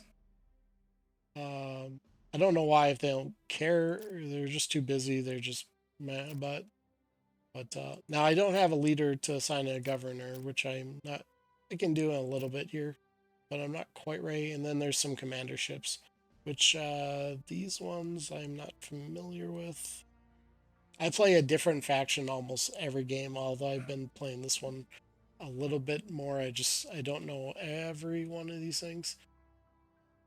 Um, what I gave them, and then what we have factions. Uh, this is a great screen. So got a lot here. Okay. All right. So I assigned a diplomat, and what this will do is it can use its diplomatic ability, which none of them have it, and then increases my relation with them. Now, if you come in the game, and this was a big thing on the Steam forums, you come in there, or the AI says, "Hey, I got a great deal for you. I will give you one Illyrium for everything you own. And the reason is it's related to this in your military. If they don't respect you, they give you dumb deals. But if you can get this all the way to like 9, which if you don't know, this is 0, this is 10. So if you can get to a +9, they will give you amazing deals. If you go less than 0, you're most likely going to get into a war. All right. So I always go open borders. This and then open borders will sometimes give you 50 credits, but they don't have any credits. And then you have Illyrium. You have resources. Now, many people, if you don't change any default settings, you'll have tax. I turn that off. So we have Illyrium, Thulium, Helios ore. None of that's really useful. I don't really have the greatest source of Thulium, and Thulium's pretty handy to put on fighters and stuff. So I will hold on to that Durantium. I know how much. Oh, they won't give me anything because they own it. They're broke. Another thing you can do is you can click Declare War on, and you can see that they distrust the Yor. You can get some information from this screen here. I know they don't like the Yor, so I could see in the future of maybe, let's say I wanted to declare war in the Yor. I'd go up to these guys and I'd say, hey, I'm declaring the war in the Yor. And they'd be like, cool, we'll give you a whole bunch of stuff. So don't just declare war. Find someone that will bankroll your wars. Now, he doesn't have anything to trade, but I still want that diplomacy bonus, so he's going to get it as a gift. Now, this may seem funny. Why would I, if they're mad at me, why would I give them open borders? Because I get a +1 bonus. Are they going to give me anything else? Well, they got this diplomat capital, which she's not going to do much. But if they don't have any money, look, see if they had diplomat capital. You can trade diplomat capital for other things. This currently doesn't have any other use. I wonder if eventually we can get the UP back, which would make this more useful. But it's just basically another. It's like a IOU. Hey, cheers. I used to have actually quite a few friends from Brazil. A good friend up here. But yeah, congrats. Let's see. I don't know if I recognize your screen name if you're on the Discord or anything like that. Let's see. Okay, so again, the AI is actually. I complained about the AI holding on to money, and now they never have money. So if you're wondering why the AI is always broke, well, I told them they really needed to teach the AI to spend their money, and so they're much better spending it. Oh, okay. Do you have the game yet, or are you thinking about buying it? I highly recommend buying it. I've got about 1,000 hours into the game.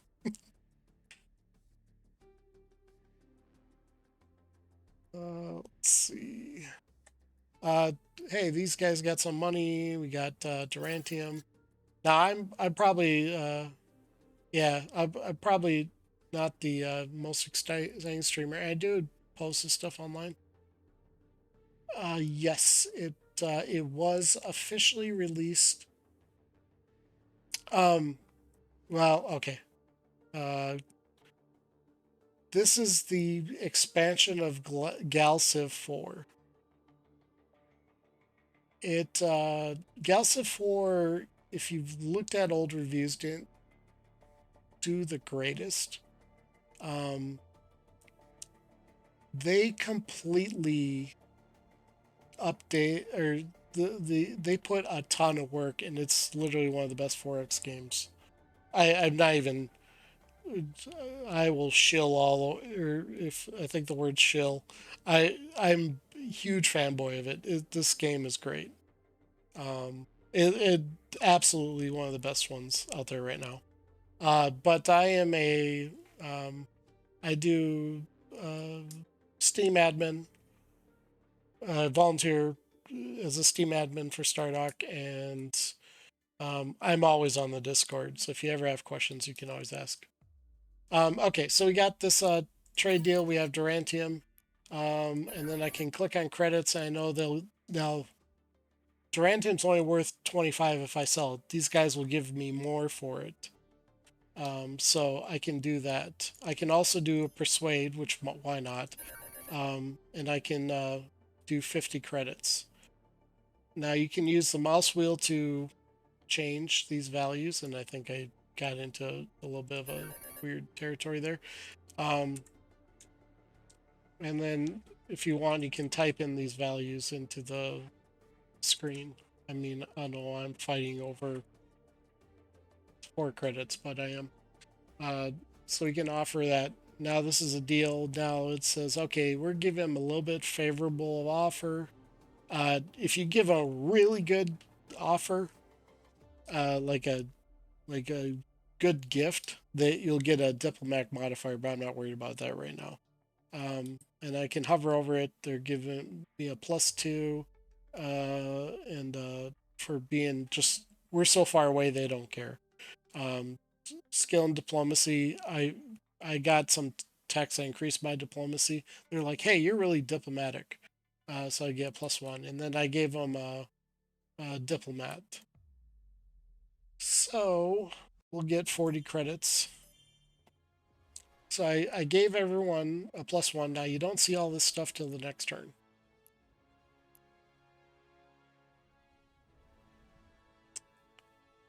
And is this like Stellaris? Absolutely not. Stellaris is terrible compared to this.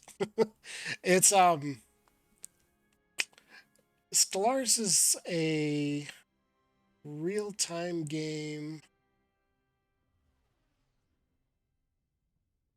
It's kind of a real-time CK2 in a way. It's it's a story game. It's you have elements of 4X games, but it's very much a build story. And by the way, I have like 800 hours in Stellaris, but um, it's I have not played it. I don't play it that or go out of my way for it too much. Um, this is like a civil Sid Meier's Civilization in space.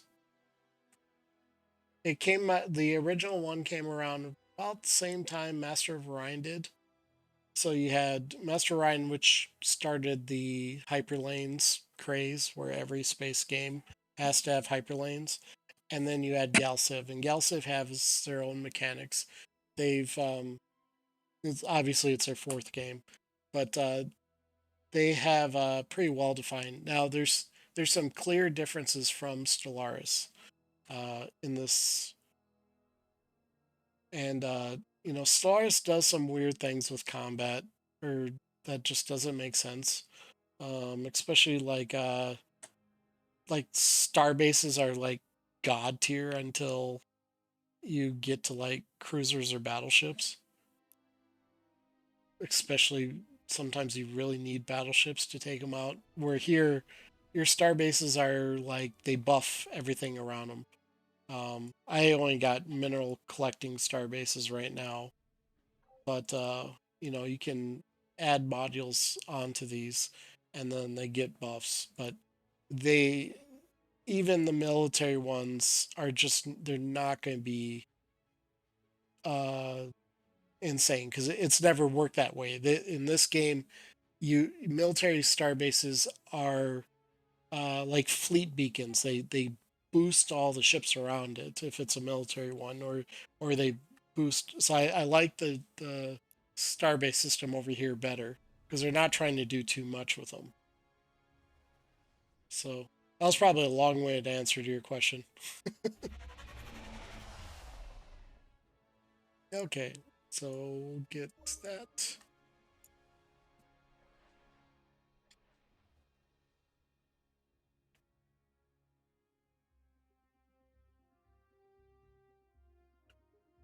Armed shuttles. So I completed that. Now I kind of with armed shuttles, I might as well go into space weapons. Yes, that's actually a better term. It's like a board game with a combat viewer, which is amazing. Yes, if you like Civilization, you'll enjoy GalCiv.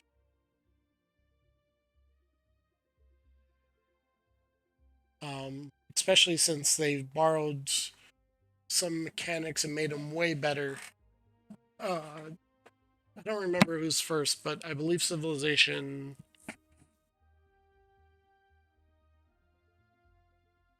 Who came up? The adjacency system, I think, was first. Endless Space did it, and then GalCiv, and then Civilization did it. Yeah, the I would say the GalCiv. I think it's uh, Brad has said Brad's the original developer of GalCiv.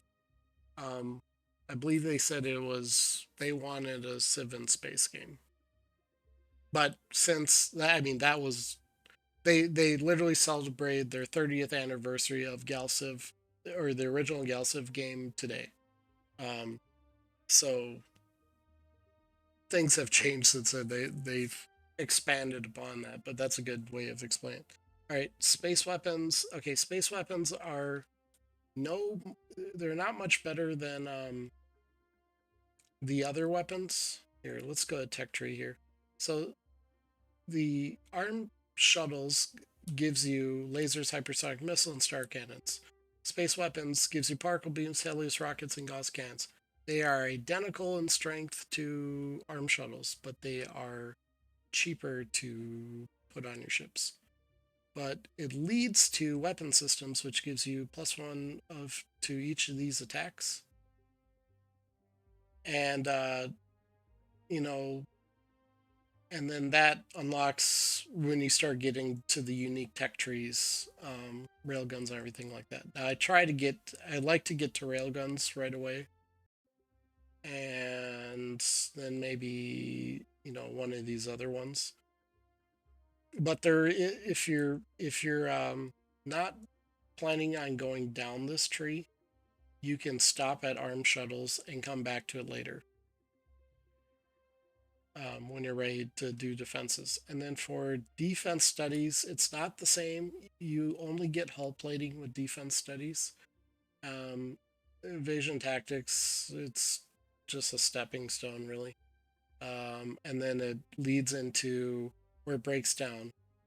More importantly, is you unlock shields.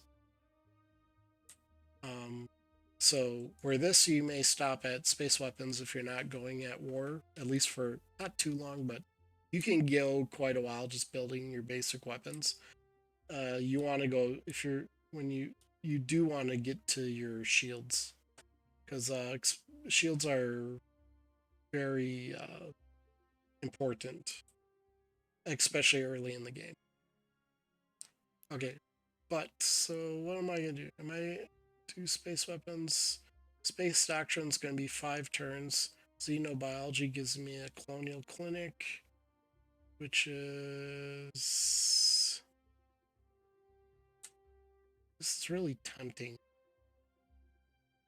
I would take it, but I really have to get defense studies so I can get on my way to shields. Well, no, I'm still playing like this game on an older patch. I think I will go the Colonial Clinic. I don't know if I'm gonna do heavy war right away. And I can pick up space weapons anytime.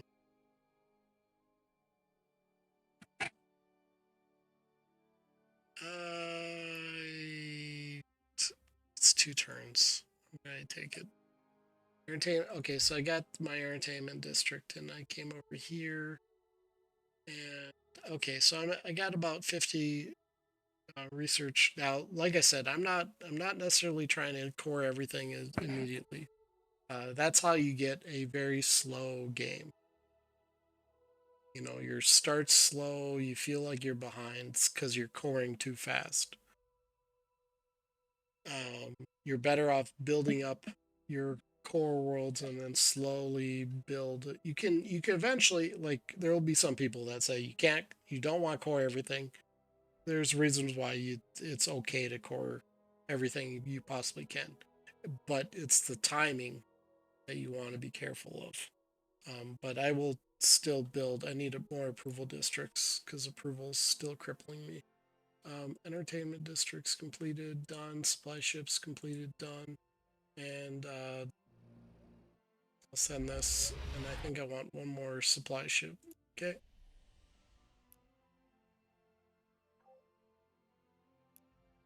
Okay. And then I did forget, like, forever ago that I was holding off sending out this colony ship. So let's go here. Now, in mini games, when I had this big colonies, I think I learned that this mechanic works differently, and it just occurred to me right now how it works. Let me read this again. Uh,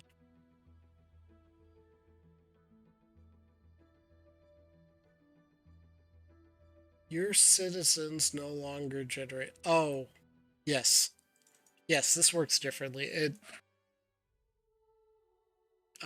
I always look at this like, hey, I don't get assistance. You always get crime for your base colony. You just don't get additional crime if I don't think you get crime from criminals.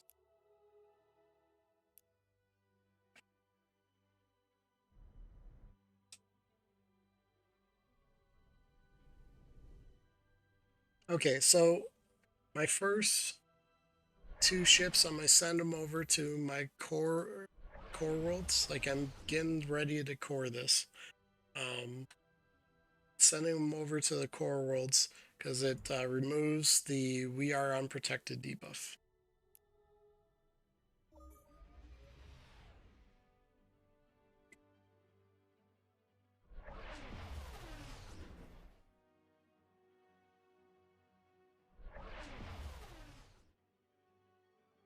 I hope I get to some combat, but probably not, just because I do so much explaining when I'm or in some of these games. I don't think I'm gonna do it in this unless I get a pirate. I'd like to show off some combat stuff,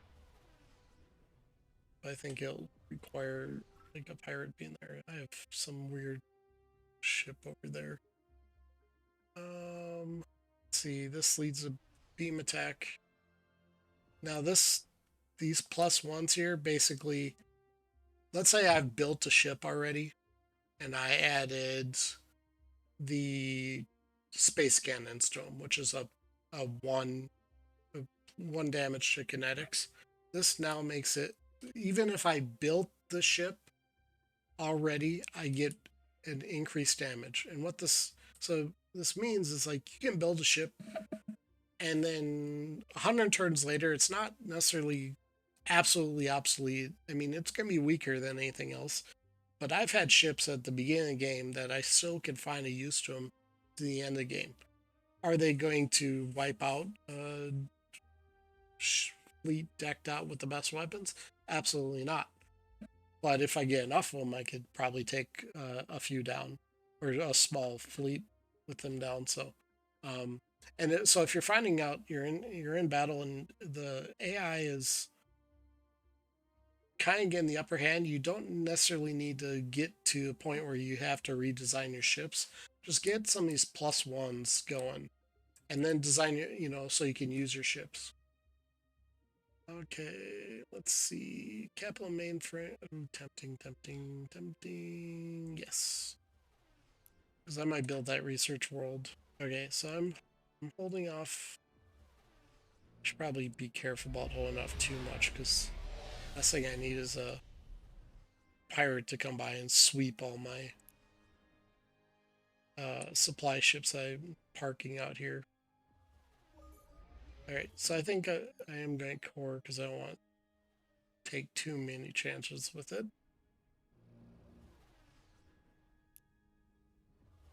Let's see, click on here. What's the 2, 3, and 3?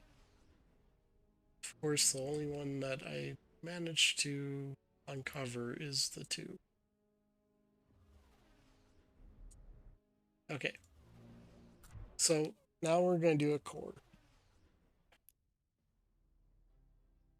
Okay, so I've recruited all my leaders. I can't do a leader, so what I can do is I can call back one of my diplomats and assign them.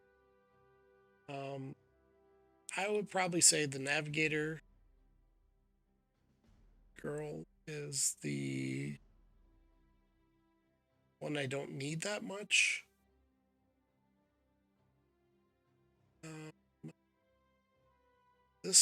This leader has better stats overall, and these stats go to the planet too. So I might just move this around like so. So I still maintain the diplomat over here, but I get the better leader to be a governor. So this intelligence, social, whatnot, they all apply to the world. Now I can assign a core 2 ways. I can take it and drag her on top of here, or I can click on series and I can drag it here. Now there's a part of the game where this list gets flooded by a bunch of different leaders, but right now it's up to you, so it's easy to know which one I want. Okay, so I got this, and now it's like, okay, well, this world, it doesn't have a whole lot because I knew it was a class 20 world, or 22. But I'm decided a while ago I was going to do research. So first thing we got to do, we got a brand new core. What I'm going to do here is I'm going to place my capital, and a capital is a very good choice for a population tile, especially at the +3 population tile. So we're going to put that there. Now that makes it, this tells it, you have the tile. Now it's, gets the core world. As long as you have it, then you get another improvement, which is a planetary generator. Now I'm not going to necessarily worry about research or my production right away. I have a plan. So I place that. Now I have a population cap of 7. Don't worry about this not changing. That's going to go away. It just takes, some things take a turn to update, and then we have orbital improvements. And I'm going to get the recruiting station to increase pop growth.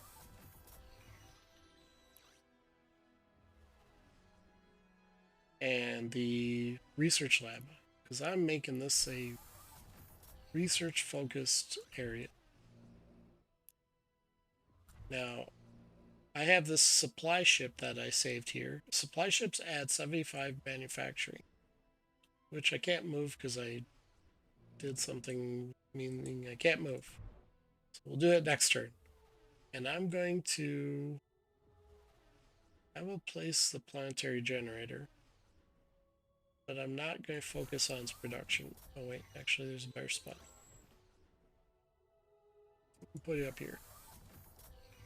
Now I'm just make a plan here. I'm going to be, what are these? 2? Oh, I only get 2 of these. Okay, I am going to put,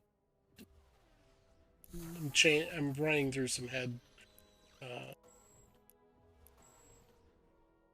stuff through my head here. I'm doing some plan. Probably like that. Get that production going, and then get some research going. I want to get as much research as possible. one of these is probably going to. I'm gonna kick that one out here.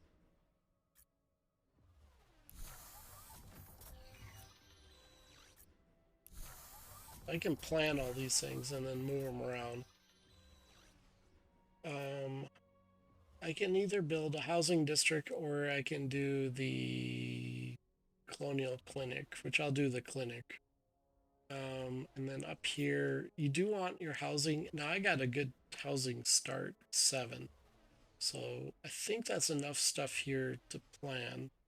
And then we have we need to plan our approval a little bit.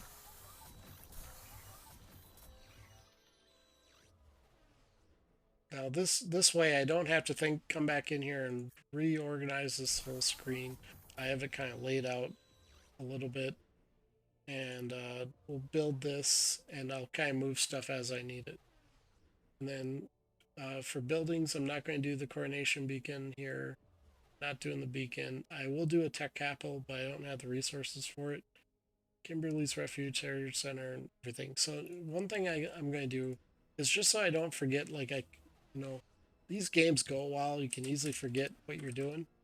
I mark that as a research world. In fact, I am marking that as a research. This is how I do a research capital, or here, capital R.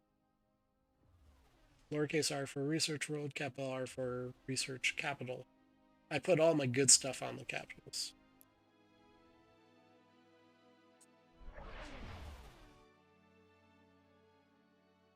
Okay, so we've got our supply ships.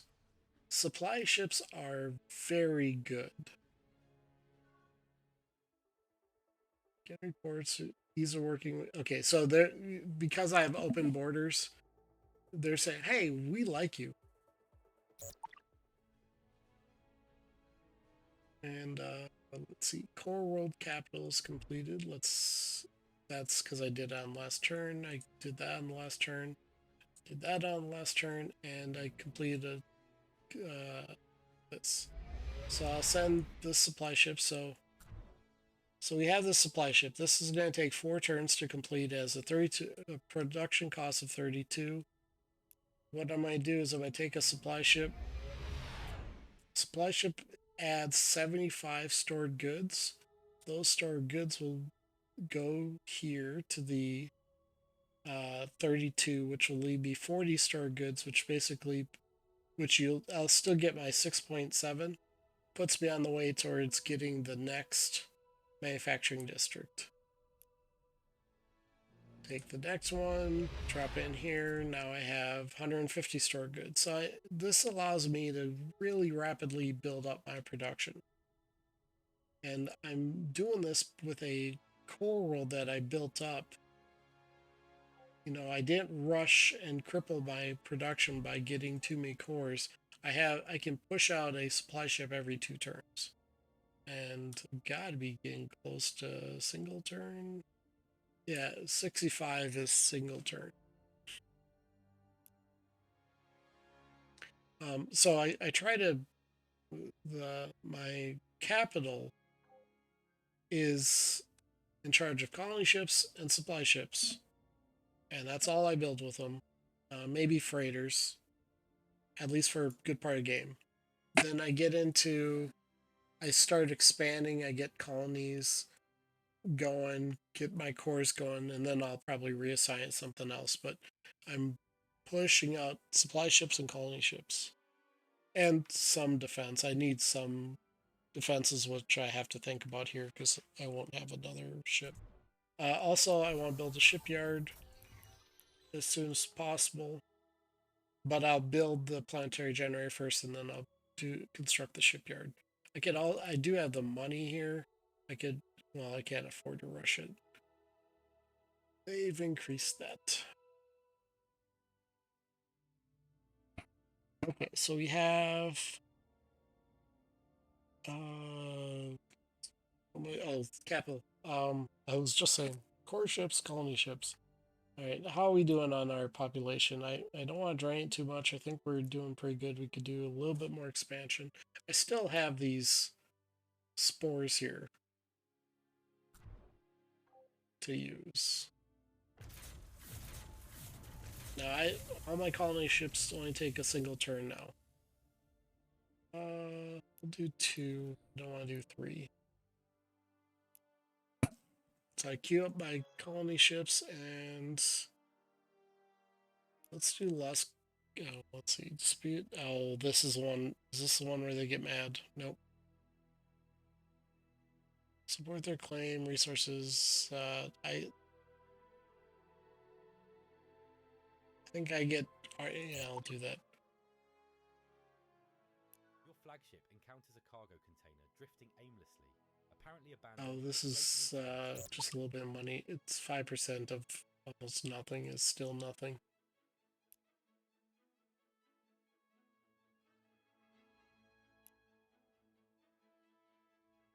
Let's get. Need some more.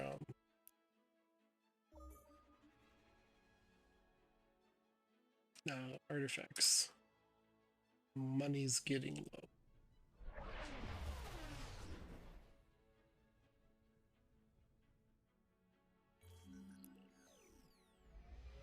Okay, so now one thing is notice this world it used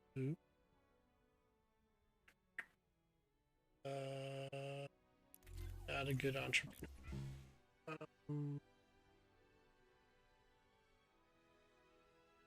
Now before this colony was sending its planetary inputs over to my capital. However, I built a core closer than my capital, so then it'll always assign it to the closest core.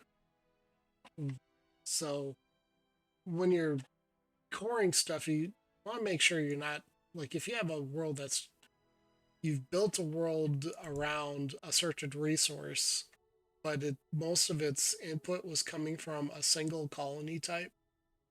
Like sometimes, especially like influence. Let's say I have a paradise world that's a colony, and it's feeding like 10 influence, and then I'm like, oh sweet, this planet's a good influence world. Well, if I put a colony closer to it, then it's sending there, and then I just wasted all my time building up all these districts. So keep in mind what sources you got coming for your planetary inputs. And I always tell people this is the most important part of it. Don't worry about this. I mean, you'll eventually worry about this, but this is far more important than what you see over here, because this is your flat values that comes from your nearby colonies. This is your multipliers.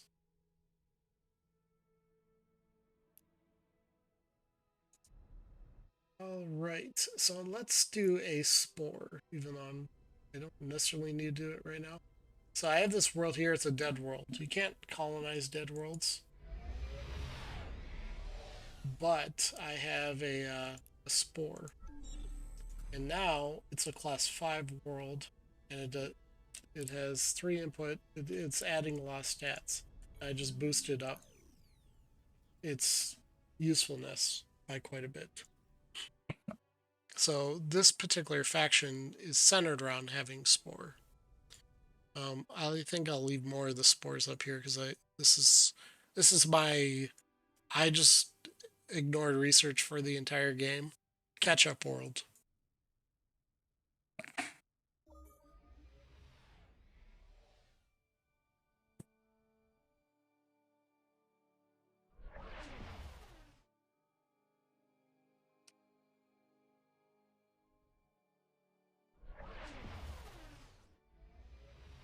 Oh, I was gonna go over there. Okay. That's still showing up.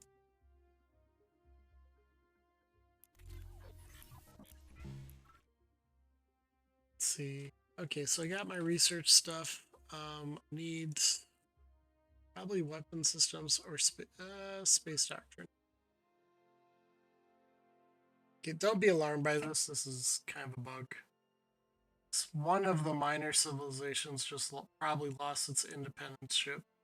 I never built an independence colony. So this is a 2-1. But if I look here, that was a 3-4-4. That was way better. So I might send this, and I might also send it up here. Actually, I'm send it right there. And now I've built a colony ship. Or I got a that shipyard that I built is now here, and now I can build some colony ships from that one to help take these worlds. And am I being aggressive on my colony ships? Yes. So then I will prepare for. Oh, I need combat ships. Let's design a combat ship. Actually, there's not a whole lot of design for a fighter. Pick one weapon. That weapon will pretty much always be a kinetic weapon for fighters. That's the worst design ever. Here's my bug. Well, it's kind of a bug. Not really a bug. I don't know what the deal with this.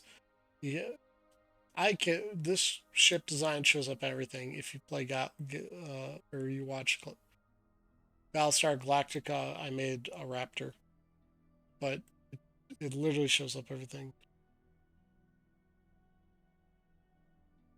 Yeah, someone destroyed. It it pops up all the time.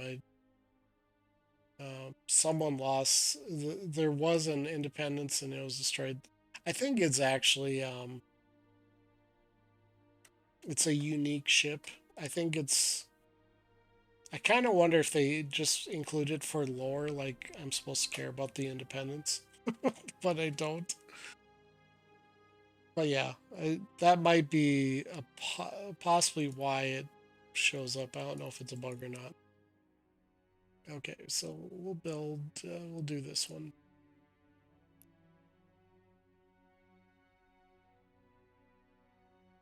Might as well do Gauss cannons. Well, independence is one of the faction or the culture ships.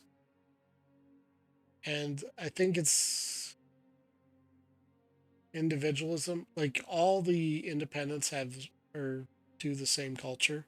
So they all have the same ship.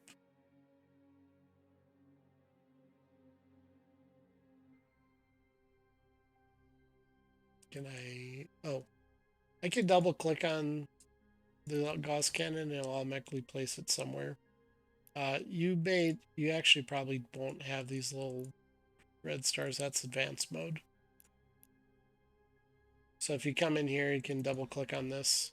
If you want to design your own ship, there's a couple ways you can do it. You can enable freeform mode in the options. You can click advanced mode and then I can place where it goes on here. Freeform mode allows me to build custom ship designs.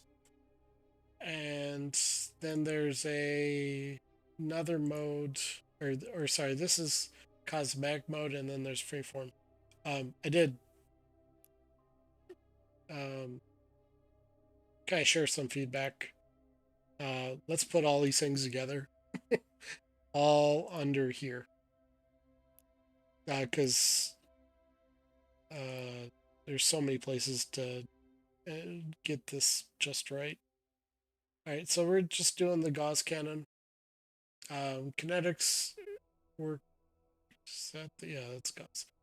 And then give this a name. This is a seedling. And then I'd use a naming convention so I can remember why I built these.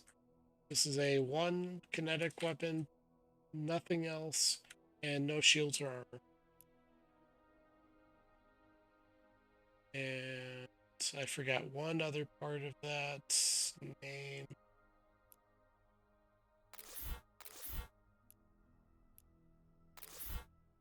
Well, this is where I'm going with it anyways. I do a Mark 1 just so I can, because I'm going to probably have a lot of ships with the same name. So here we go. Okay. Fighters, I tend to get 2 fleets of 3 fighters. which means I need 6. That can basically handle the single pirates and give you just enough. Sorry. Oh, this is a brand new picture. Every year says approach our governor, our research world. Trigger it. I can trade. I get 5 wealth.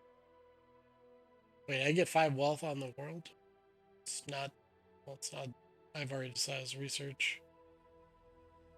Oh, is that how I think it is? This.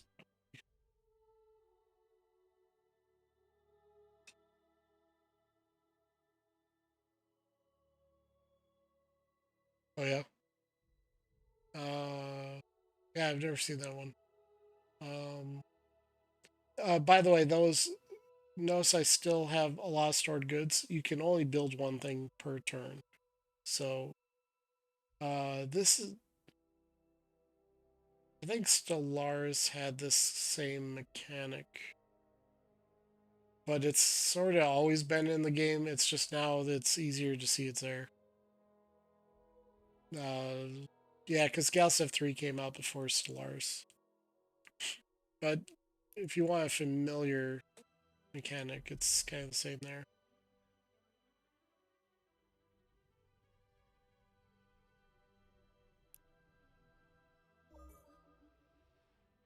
Okay, so I added another supply ship here, so now I have 180, goods. How's my pollution? Oh, that's still pretty good. Let's build. Oh, I can't do the pollution control. It's fine. I don't need it.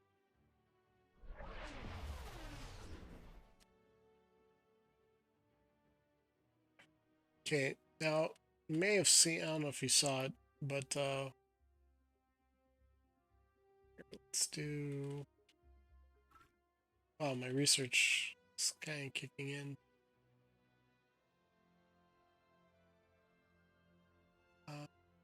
Entertainment districts.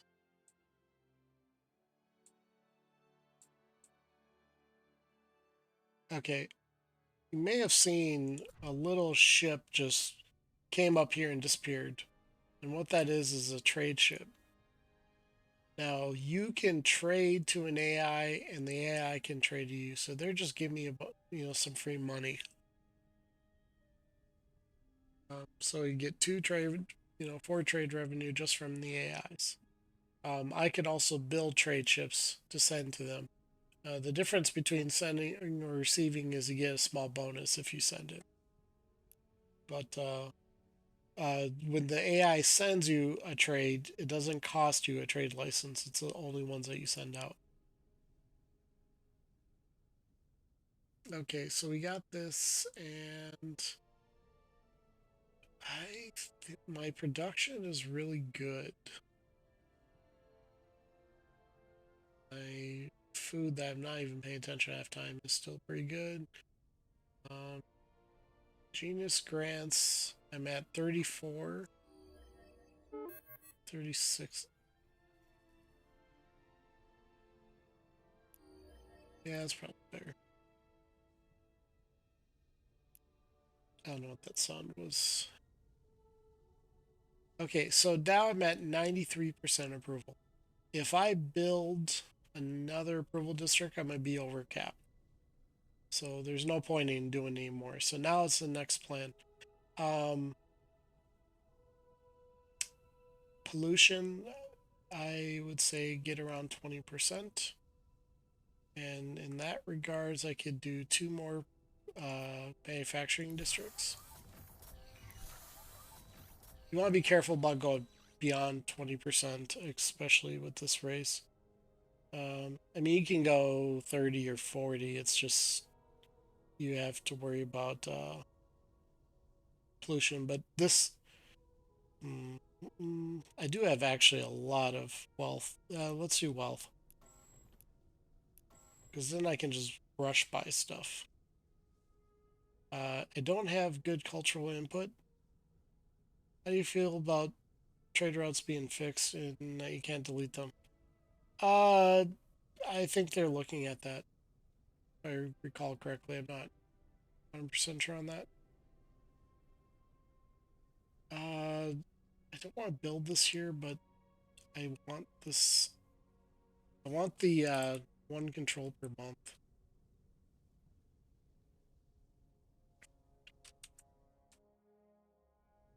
Let's look at the planet screen. So click on planets and then I can sort. I want to sort by influence and just see. This allows me to look. See, I don't have any, really don't have any influence generating worlds there. So it doesn't look like I've even seen any good ones. So there's no paradise world, at least in the immediate vicinity. I really want. Yeah, I'm gonna build this here. This so it'll gain a level for being 5% influence, and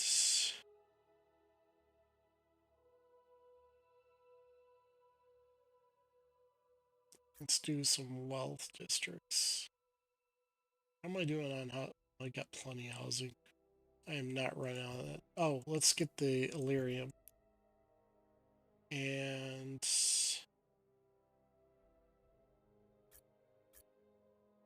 probably do some financial districts.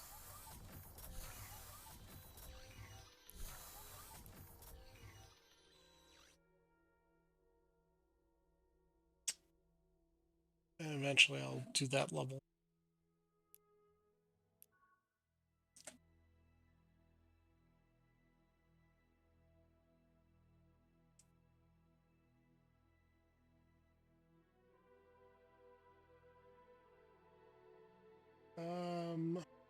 This does not look like a good reduce farming, which is looking like that's one of its better stats. So we'll do. I don't want to reduce it. I can make that a breadbasket.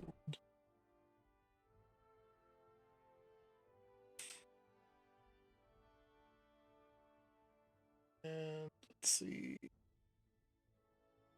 So my station these these fighters at this starbase. I don't really have any reason to have them running around right now. Okay, I built a sensor one for the last turn. I'm gonna do movement on this one. Your flagship discovers a concealed stash of precursor artifacts. Yes. Artifact cache. This is a 50 research one. Alright, so we can go in here and I can learn this and I gain +2 moves, two modules, and a perimeter scanner. Or +1 move, 2 module. That's pretty good. And this one gives me unlocks a supply depot, which is the approval district or manufacturing district that gives approval, and decent manufacturing or defensive studies, which I've already progressed on. I think is my priority choice. So I will use that and gain the. And you'll see, hey, it didn't do anything. But, that's a don't issue. You didn't lose anything, but you have to click on it and then it'll readjust.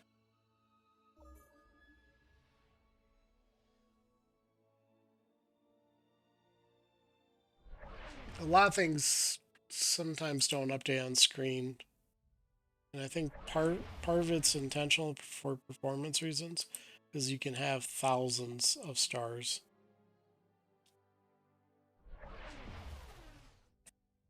I think I generated a game and there's like 1,500 planets. All right, defensive studies. All right, so I got my frigates. Let's just do my little military checklist. Got my space doctrine. I got defensive studies, so I have some defense for them. I want shields, but I think I covered the basics of my military. And research. I'm kind of flirting with death. I'm kind of I need to do a round of diplomacy stuff. Manufacturing districts, how are we doing here? We've built those up. And let's send you as a worker. You as also a worker. I have no scientists here. And you're a worker as well. You're already a worker.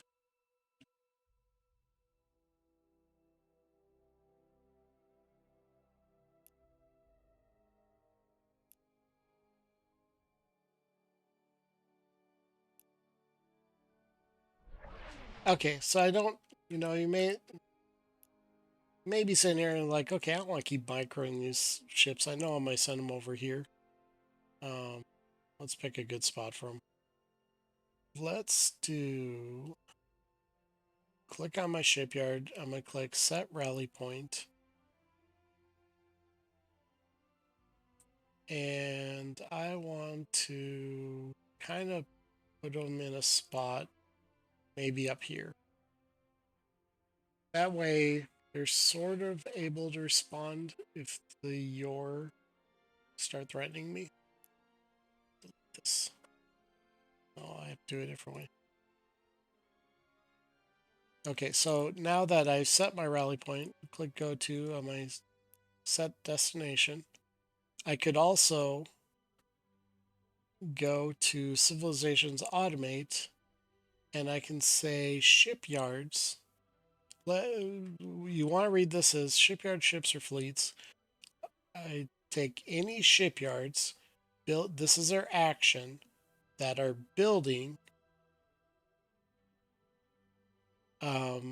one of these ships should build this ship or this ship type. Good for upgrading. Or shipyards sending ships to this rally point, like no destination, should pick another rally points, shipyards, planets. You can do a lot with this. Shipyards reassign, sending ships here. It's sending it to this rally point should build this year. So basically, all the shipyards. There's a lot of things you can do with it. So I could say, hey, I have one shipyard sending all of its ships in one spot. I can have all the shipyards building a certain things suddenly build something else, and I don't have to click through every single one to control it. Uh, ships going to here should go here, or of type of this type should go here. Fleets going to here go here. So you got a lot of controls. All right, so that being said, we will only manually control it. And I'm going to send my ships here. And I'm going to put these two ships that are waiting.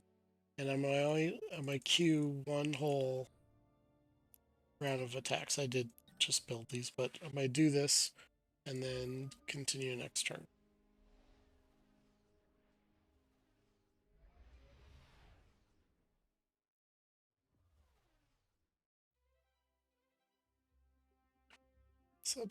Oh, I didn't mean to build that. Oops. Or research that. Oh, well, I got it now. Send that colony ship. And let's get evasive tactics. I kind of want colonial clinic. Coronation beacon was built. Manufacturing districts. Got one more to build.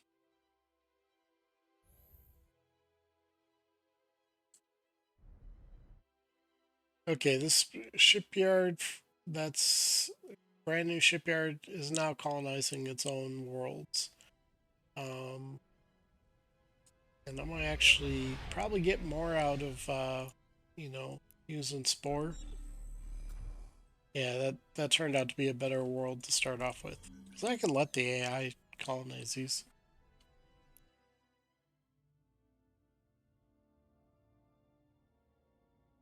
Right.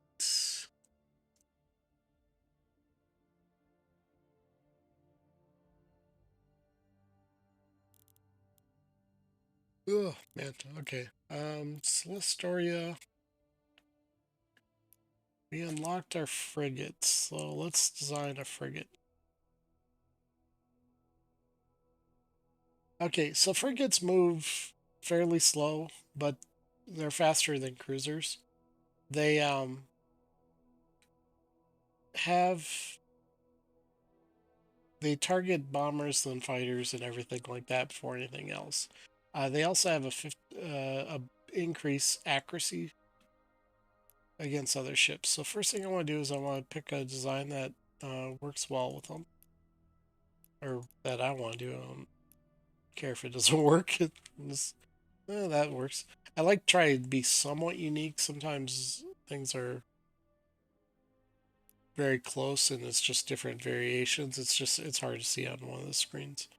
And particle beams. Okay, so I have a particle beam which has a little bit longer range. It's gonna move slower, but so I should just give it a larger range and still has a decent attack rate. You know, you can get 3 attacks in per particle beam attack, but particle beam can get a couple free attacks in.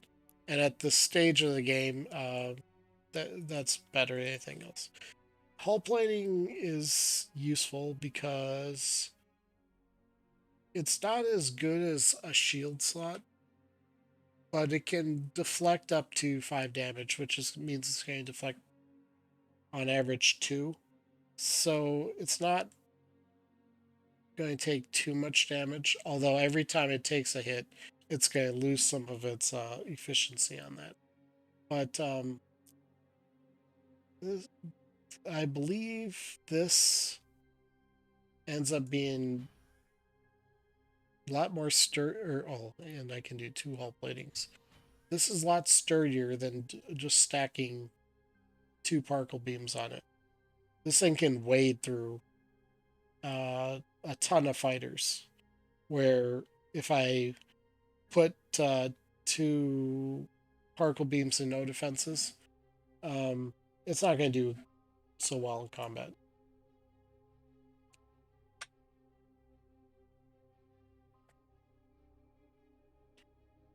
All right. So from a seed, you get a sprout.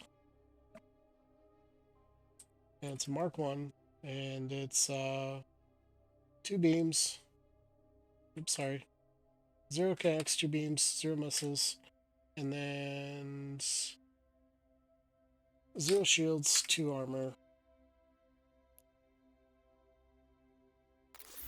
Something else.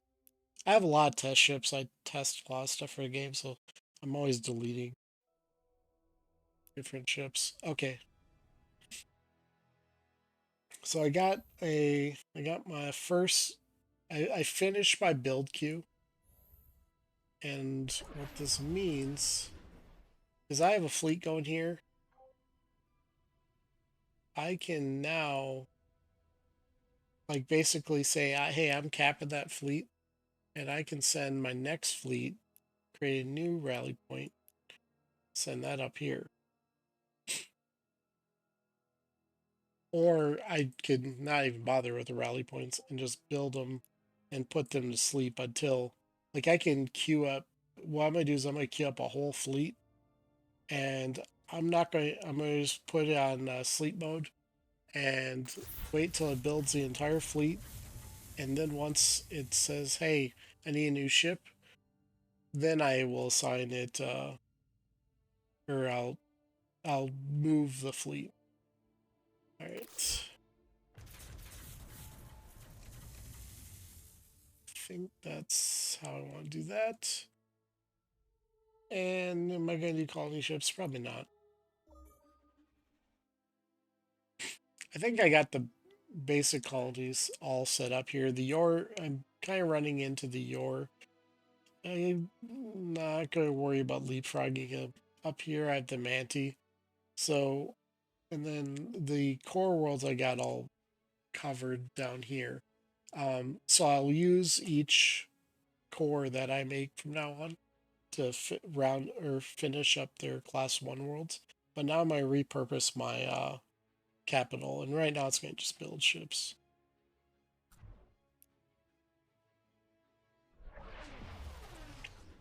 And I'm making pretty well from my timing standpoint and what I have. I'm doing pretty good, but as far as the overall timing, I'm doing a lot of explanation. Let's see. This manufacturing district is completed. That was the last one. All right. So next we have the we finish our manufacturing. We got a pretty good start. So I'm gonna come over here. I'm gonna take this capital mainframe. I'm gonna destroy it.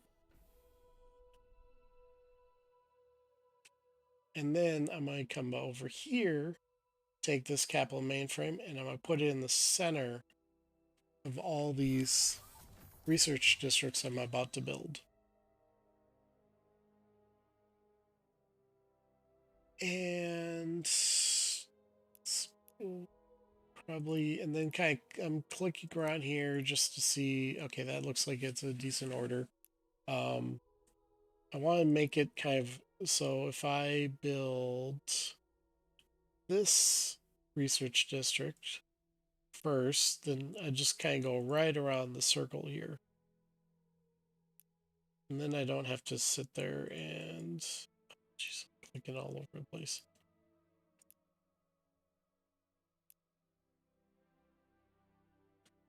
Okay, and then I want to probably fit in a couple approval districts because I'm still getting research from this tech input. So I'll build this, get a couple improvement districts because it's probably like these are going to increase your approval because it increases your approval. Like that one's like 7%, and this one's like 7%. That's going to be better than the 6% I get from these. So we'll get our core of approval districts going, and because this research input is affected by approval. So before I actually go to building more approval, I'm gonna actually get it from here. Yeah, I'm not with that.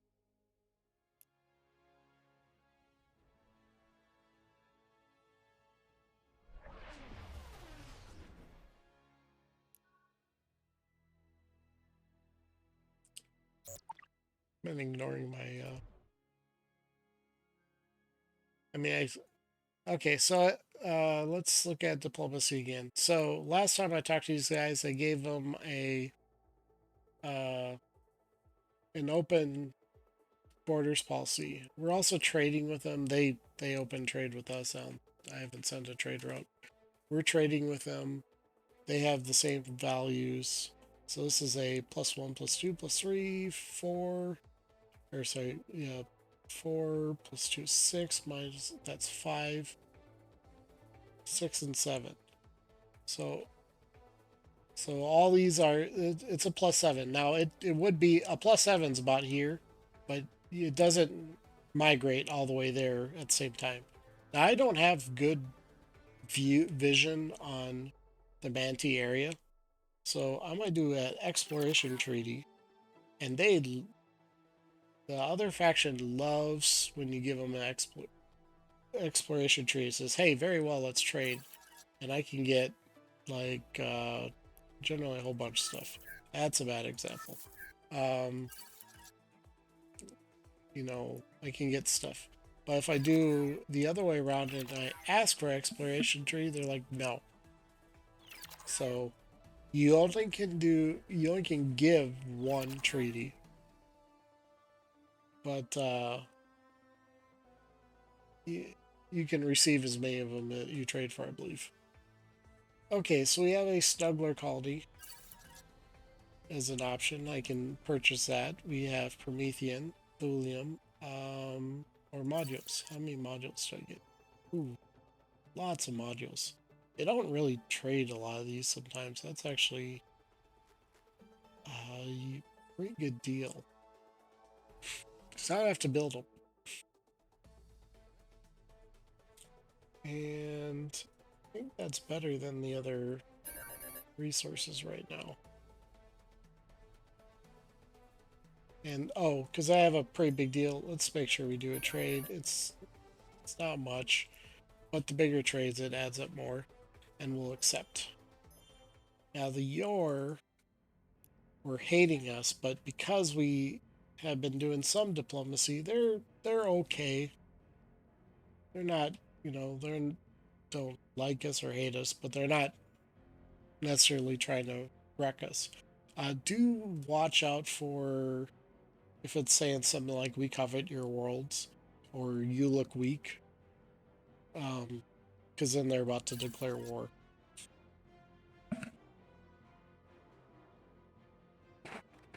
They do not care about my Durantium in the slightest. Uh, let's see. I give them a thulium. They give me 30 credits. I don't think that's a good deal. Arner Spice, they might give me a little bit. Yeah, I should at least get 200 or like a decent amount for trade and Arner Spice. I might actually check. You. I mean, you can tinker with this as much as you want. You don't have any money. So it looks like for my Arner Spice, I can do one. I can do one for honor and 60 credits. But let's say I did two, it's only worth 180. And the reason why is there's a modifier put in, and one is if they don't have anything, they're going to give you a lot more. The other mechanic is the more you put on the table, the less they want to give you. So the most efficient way, unless you need some of these resources, is just put one thing on at a time. And you can trade diplomat capital, which are being stingy about, um, to get some of your resources. Now I might do the uh, do a persuade, and then can I get 70? Yeah. Okay. So one Arner Spice is 70, and it'd be really nice if there's Arner Spice down here, but there's not. I think that was 3 times what I got for trade at the bazaar. Okay, so we know Arner Spices is worth 150, but these guys are broke, so I don't care about that. Let's see if they'll do a Tarantium. Nah, not really. Now these are all grayed out. They do not do treaties. You can also trade diplomat capital for credits. Actually, here's what I can do. See this Arner Spice? I can trade it. So they only have, oh, they only want to trade 60 anyways. But I could still do the same point. See this 60 right now? 60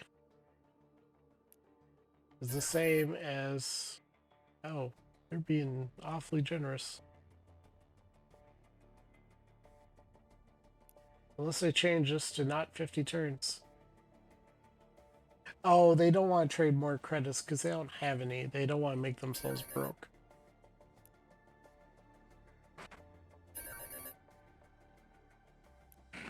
So 8 credits per turn.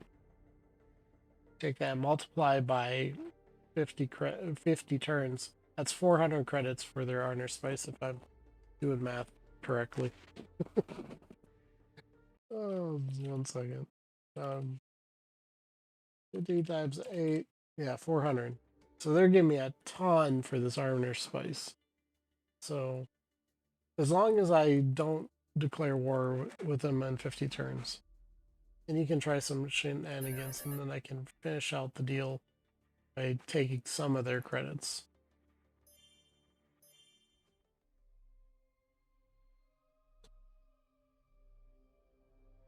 So you can use diplomacy to kind of get away with a lot, get a lot of money out of them,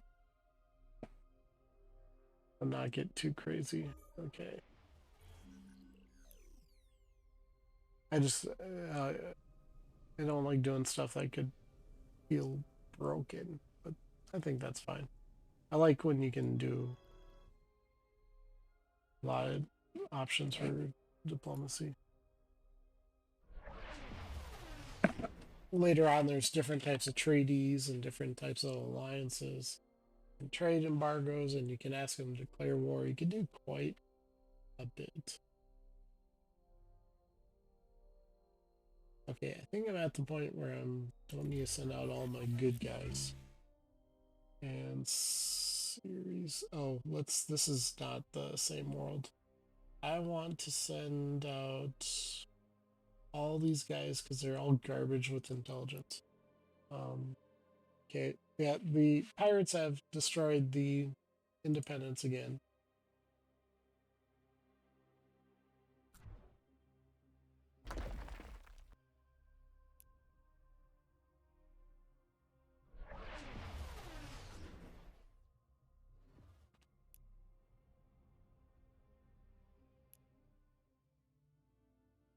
Okay. And what are you doing here? Now I've set up my icon, so I have to zoom all the way in to see dead worlds. But I don't think I have any more. I think it's just. So let's come up here. Let's take this one. Okay, so I finished. I got all my colonies over here. There's this one, but the AI is already heading towards it. Like you can almost guarantee if you see a colony ship right next to a colony that they're going to take it. Oh, there's this ship here. So let's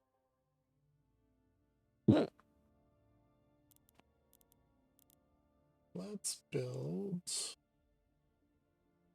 Actually, let's have this build its own supply ships. Then I can quickly chew through this backlog of stuff. I don't think I sort of need to build more of a fleet, but no one's getting too greedy right now. I just put that one to sleep.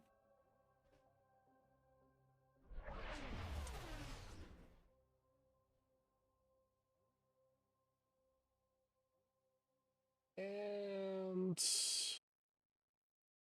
I probably use this fleet to kind of fog bust a little bit. And notice that as the AI is running around, they're actually uncovering the map for me. Colonial clinic, upgrade housing, and probably weapon systems.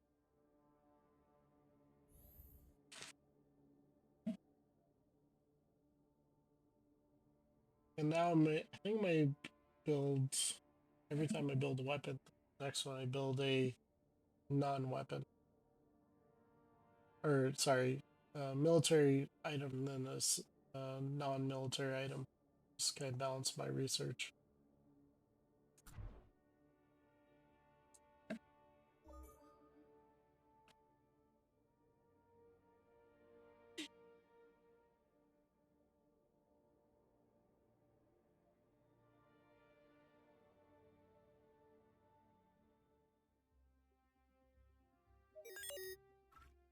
Weapon systems. And we have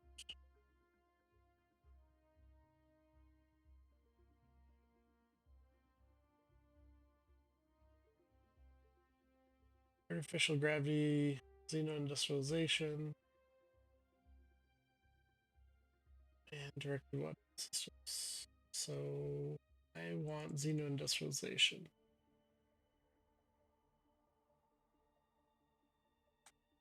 And we got culture points.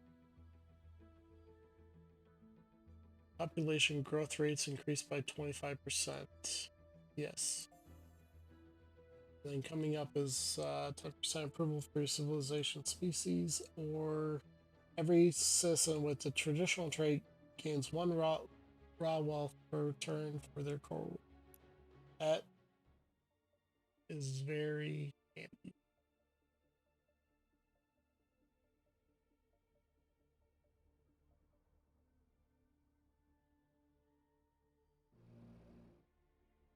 Okay, we'll send this over here. This is create store goods on this world, which will allow it to cut down these turns.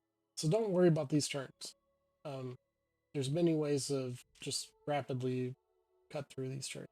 And you'll see that I'll have these little icons. It's like, well, what is this? This is terraforming. How it's handled in this game. So a game like Stellaris, you take your planet type, and let's say you want a, I don't know, like a Gaia world.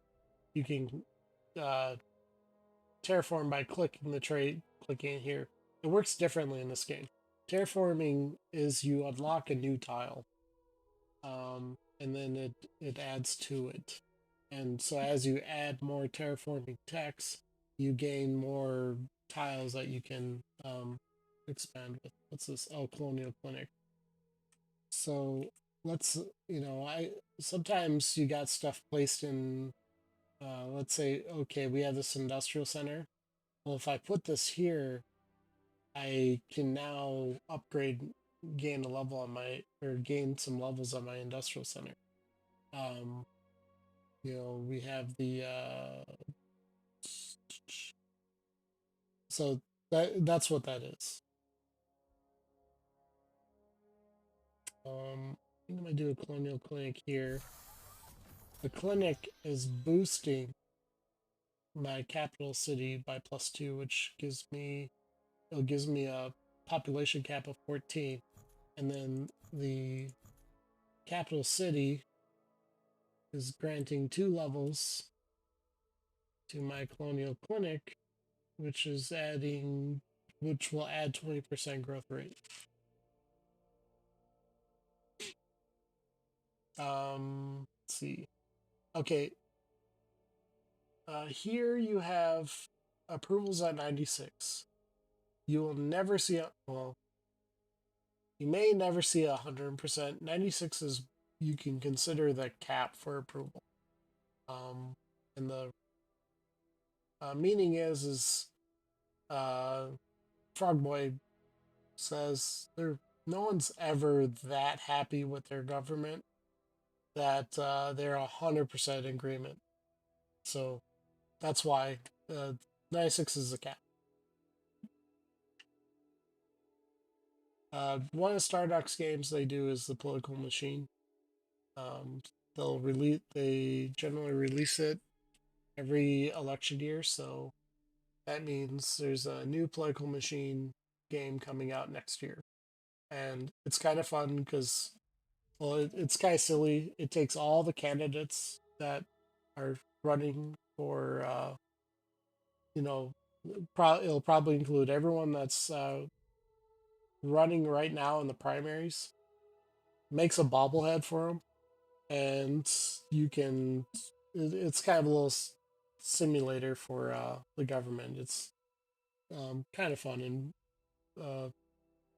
hilarious, but they're really big on government stuff in their games.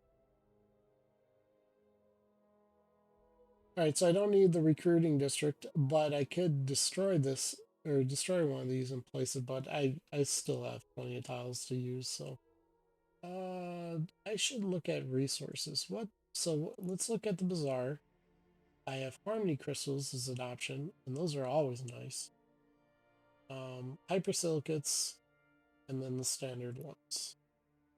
And the reason I'm going into this is I don't need harmony crystals. That's actually amazing. Probably spend my money on. I'm not buying that leader. They're way too expensive. Okay, never mind. I'm buying leaders. So over here we have 1 Promethean and 3 hypersilicates, which are available right now. And I can build Khazar's mainframe. They really increase the cost of this. How much are hypersilicates? I think 85. 3, that's 240. And then a Promethean, sort of out of my range, but I can sell the Durantium. Yeah, let's get Khazar's mainframe. Let's get Wonder. So I'm gonna get. Let me make sure I can. Ideally, I build it here. I actually got all kinds of stuff on. There's like Khazar's mainframe. Is it not? Is it capital only? Oh, there it is.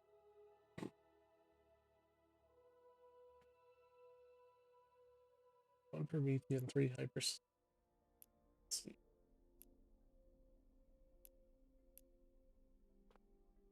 Okay, 1 Promethean, 3.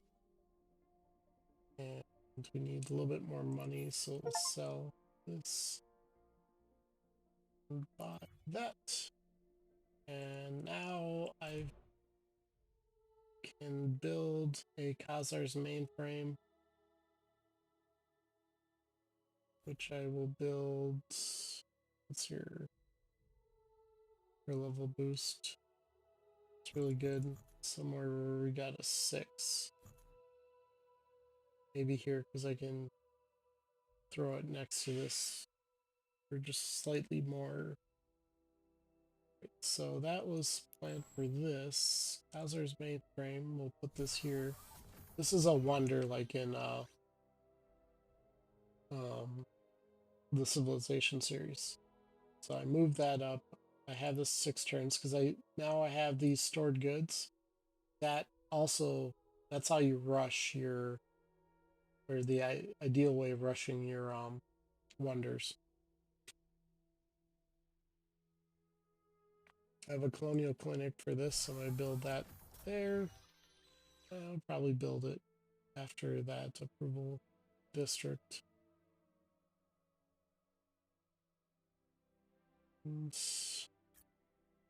Deal I complete the triangle and build a housing district here. I got a long ways to go before I have to worry about that.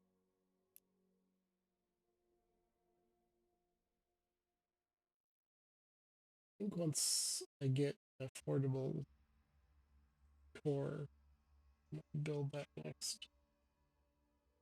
And precursor cache, that is the complete. Oh no, this is the 50 research one, which will complete this. This will complete it. Turn out, and then supply depot and upgrade manufacturing. And we probably need more speed.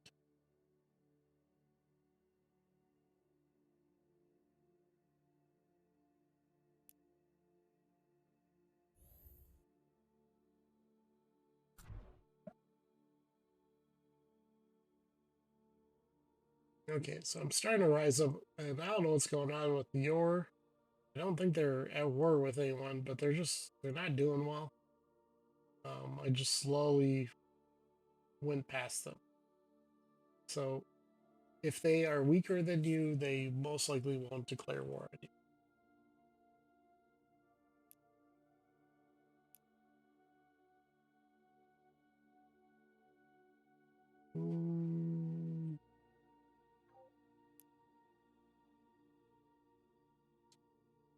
There's so big colony ships. They did not take this world. So what else did they find that's... Oh, are they trying to colonize my stuff? I think that's what's going on. Come on. I dare you to...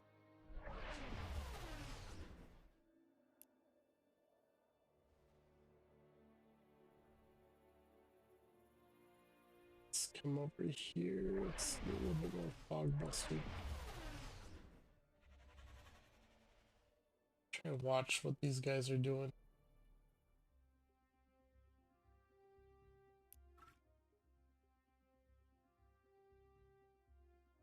Space elevators. I'm approaching part of a game where I kind of stop worrying about what's over here and then start taking what I need from the right side. Do think trade networks.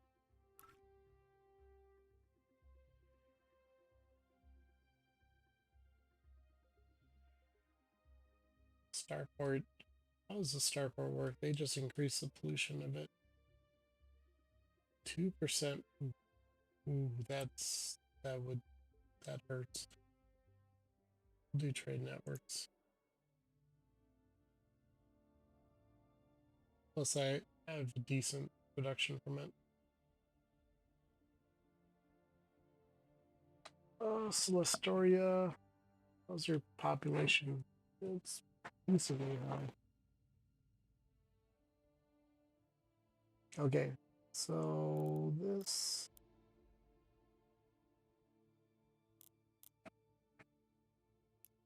I have like no resources.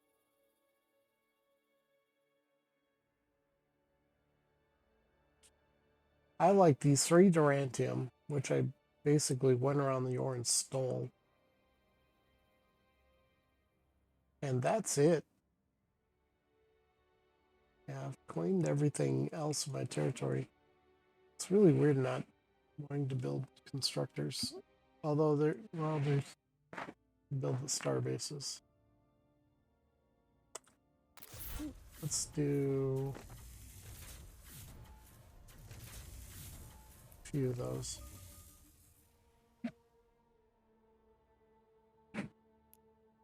Now, I might do a house rule. My house rule with star bases is I can only have 1 star base of each type, military, communication, or economic on each world. So I can do 1 communication starbase. This is just how I play. I just saw a picture, and I hope it finally gets a nerf of someone having. I think they fit like 48 star bases around the world. And it's like, don't stack starbase. Allow stacking of them. This high level. It gets. There's some really broken things you could do with star bases.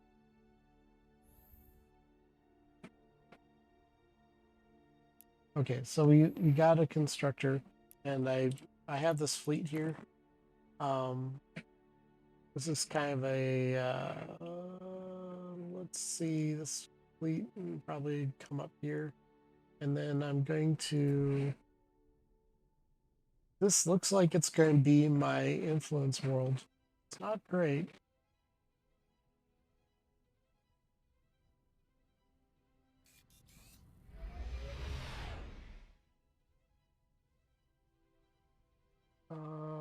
Let's see. Actually, with my house rule, that doesn't even make sense to do it. Okay, economic star bases are good for this faction because they add pollution-free production.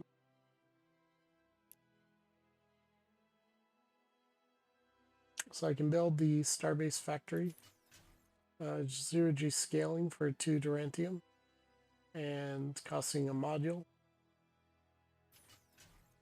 And the starbase defense system is actually a lot more useful. So this increases its attack and then adds shields. That's not that big of a deal. This adds its personal influence growth, which for this singular ship located where it is would actually be pretty nice. I will probably build the the defense line because it adds all the weapons, but I'm not going to do the single weapons.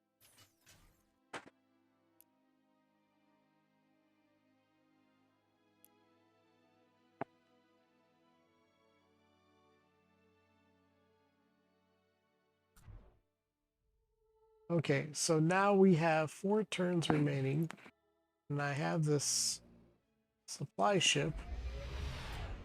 Now it's 2 turns remaining.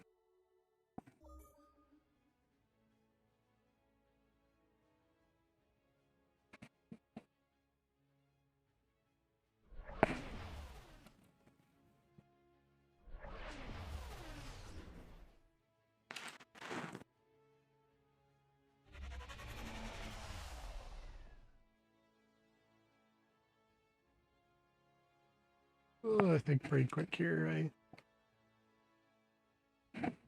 Probably the longest I'll go is 1 o'clock, which is 40 minutes from now.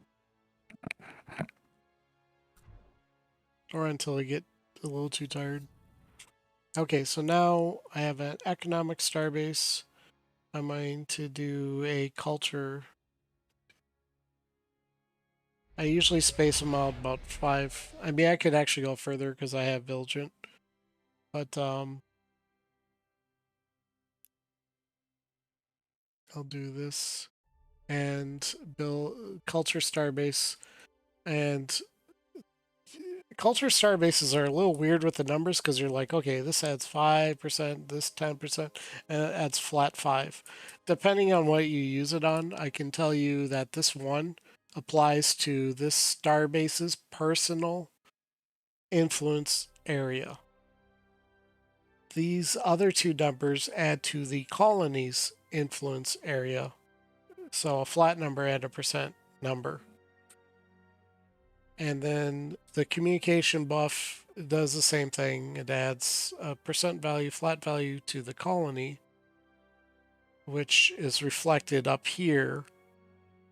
And then the remaining value, this is applied to the influence area up here. And don't need to do personal influence there too much. Well, no, I don't think AI is going to pop these too fast. You don't need to dump too much into your star bases. If they are threatened, then you can stack defenses. In fact, I didn't need to do it over here. So we have a culture starbase, and now it's time to talk about influence. So you see these circles. They've been growing out of these. You can see a circle from a starbase, an asteroid, or a planet. That's the only thing that can generate. If you pick up an asteroid, it will start generating influence. The way influence work is you have a beacon, or they're like beacons. So this is your center of the beacon. This is your power, and then each turn it feeds more into its influence total to come up with the world's total. Where'd it go? This number, this 26, that's how much per turn. It's growing. This 731, this is how much it's accumulated.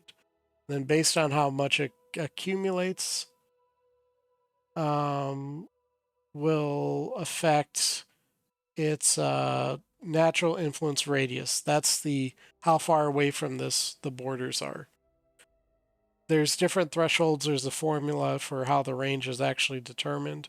But basically, the higher your influence, the bigger your borders.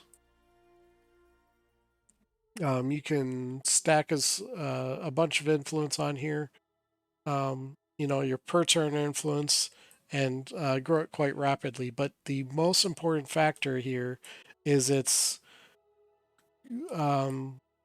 greatly affected by this planetary input number. But influence, unlike some of the other inputs, there's actually other sources outside of just your basic input. The culture star base adds like 1. So if you got a lot of culture bases, you can make up for a influence poor world. But this one's a decent one. Homeworlds tend to have like, I don't know, 5 or 6 around that. But if you find a paradise world, it starts at 10, and that's where you really stack your percentage modifiers. Okay, so we have an influence world. Now this is getting a little bit crowded, or to many different types, but I think it's okay because this is leaning towards a tourism world. So influence if you count all the tiles here, you get a number, and you can see the effect of that number by going to your stats. So you have controlled parsecs. That's how many hexes you own on the map. And then you take the cube root of that number, and you get your tourism bonus, which you don't see right now. But you take the cube root of it, and then you take a percentage of it, so you get tourism. So do I have it yet? Oddly enough, I don't. I was looking for something. All right, so let's work on tourism. So that cube root of your total tiles, that affects, you take that number, whatever it turns out to be, and you multiply it by the tourism value. So you you take 5% of it, or divide by 20, however you want to do it. In this case, it would be 5%. You divide by 20. If I level it up, it gets a little higher. But I can put it on this fluorescent forest to get a huge boost. There's a lot of numbers here. I've posted a few times. I'll keep reposting it. Tourism is the most complicated mechanic in the game because now there's still more. So now you take that tourism number and you add it to your base income from over here. Multiply it by all your wealth modifiers to get, and then you multiply that by your taxes, and that's how you get your final wealth number. So if you learn that part of the game, you can really get a lot of money, and I'm going to start trying to do that. So I need a Promethean, which I've kind of sold a lot, so I might not have the money to afford this, but we can sell. I don't think I need all this. I don't know if I could do it that way. I'm going to do it anyways. I need a Promethean. I need a little bit more. Okay, and then I gotta think about building wealth. I might actually do a draft colonist, and I'm gonna do a spore. Do I have anything sporable? I think there's only one here.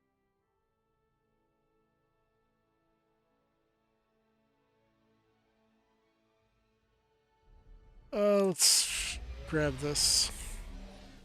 So it's all the way. Okay, so we have that, and I was going to place that improvement.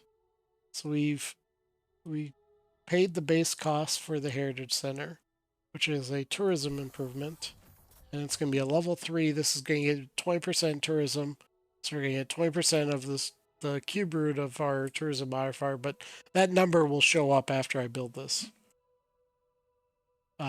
But now we need to think about wealth. We're at that point in the game. I'm not going to lose it all right away. It's pretty low. But notice my gross income, my trade route income, taxes, and everything. And then there's the actual income that I'm making. Now, these numbers don't add up. And the reason is you take these two numbers and you multiply by tax.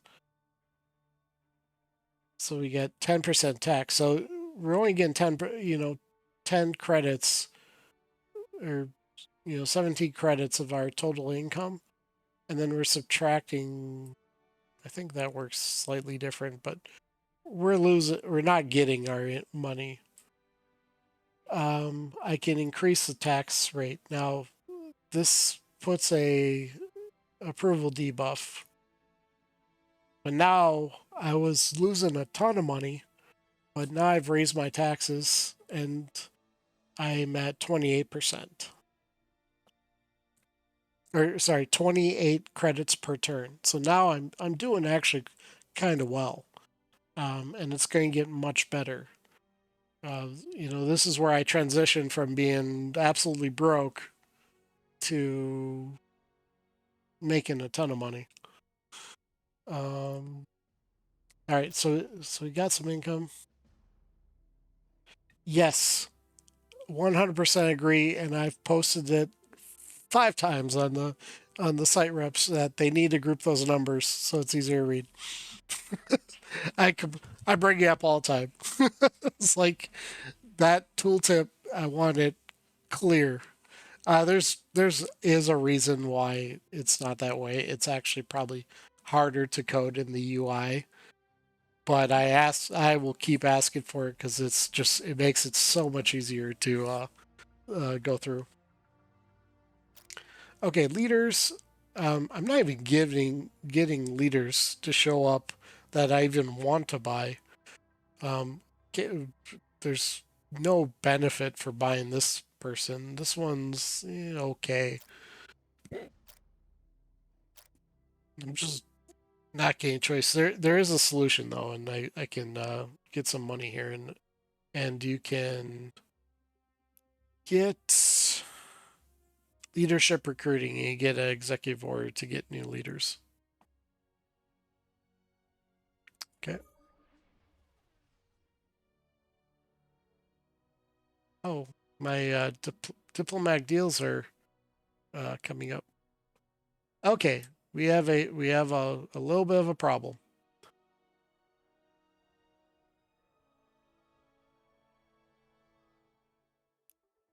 So now this AI is like, you're looking really weak. You don't have a good military. So they're like, we're going to crush you. They may not do it. They kind of like us right now, but this is why you need to think about having a fleet. Now, usually once they start saying, they may not necessarily declare war, and I've played this a while, so I know kind of they can decide that they want to crush me, but I can quickly respond back and wipe them out with the fleet that I have right now. But I'm gonna focus on my fleet, and I got a good, strong economic base. All right, so we'll finish what we're doing, but then it's fleet time, and I might pay them or make them pay for thinking just even the thought that they can walk over me. Trade networks. Okay, we are going towards manufacturing and war prep. Avenger missile system's actually pretty good. Um, the railguns. This gives the Avenger, and then after it, you unlock the improved harpoon missile. But I don't have it. There's no point in going harpoon missiles. I have like no resources. Um, we also unlock the starport if I pick this. So I think I'm going to unlock the Avenger so I can get some missile ships. And my mainframe, that Wonder that started off at 10 turns, I think built in like 3 or 4. Was pretty quick. So I built this Wonder, and this one doesn't give anything too special. It's just a Wonder. Let's see. We'll let that build. This shipyard's idle. Let's look at our designs. So I don't think our. Oh, I don't. Well, Gauss-Guy, it's not gonna get any better than that. And it's not gonna get better than that. Do I have just in case we go to war, let's get some siege. Oh, this is I can't do it that way. I have to go here. I've brought this up. You can't actually build siege ships the normal way. You have to redesign them. Okay. And siege ships. I still have some mass. The siege ship's going to be my scout for my fleet. So 4 sensor range.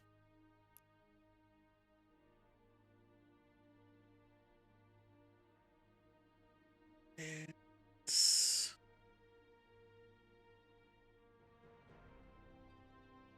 I'm trying to think what I want to call this.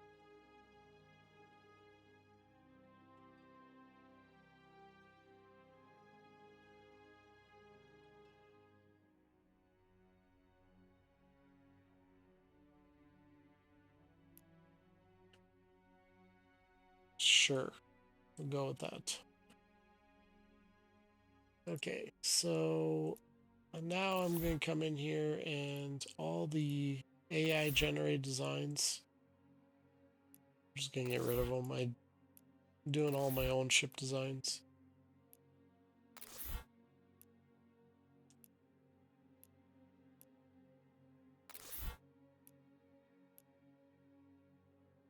Okay, so we have, oh, I've got that option enabled. Where's the, okay, so notice how everything comes to featured ships. If you prefer that, oh, I can't move that.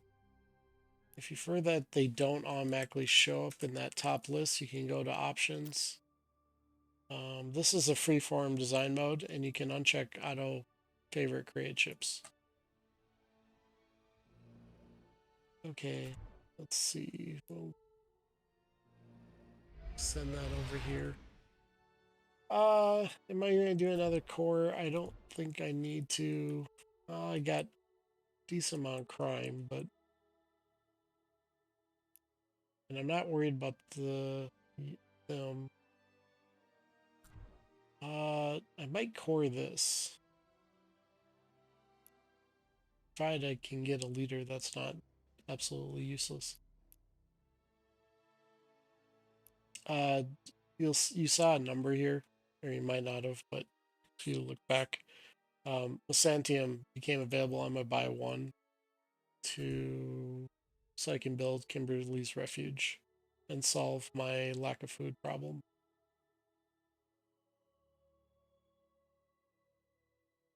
I don't know where I'm gonna put it.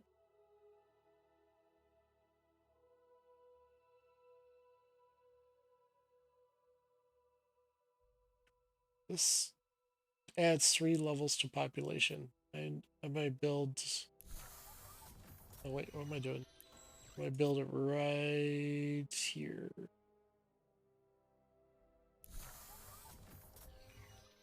This will create a warship. I'm gonna build that too.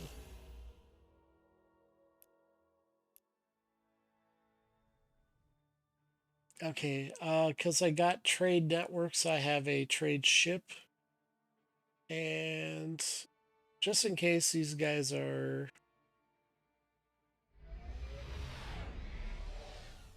just reminding me I should build more ships, I'll send it to them and do trade because yours probably, I'm gonna probably eat the your anyways. They're just, they're looking really weak. Okay, so we got.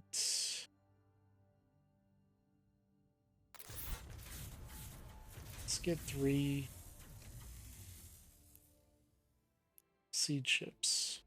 Here I might do. Good time to show this off. So I have this ship here. Now I can keep coming in here and I can constantly add more. There's actually a better way. click on the ship and then click on continue until further notice. And yeah, I that auto favorite ship thing makes this whole thing really difficult and unwieldy. So I turn it off like right away. Cosler's mainframe. Okay, so we have an AI doing a lot. So the AI has a lot of commander ships I can see. Let's build an economic starbase up here.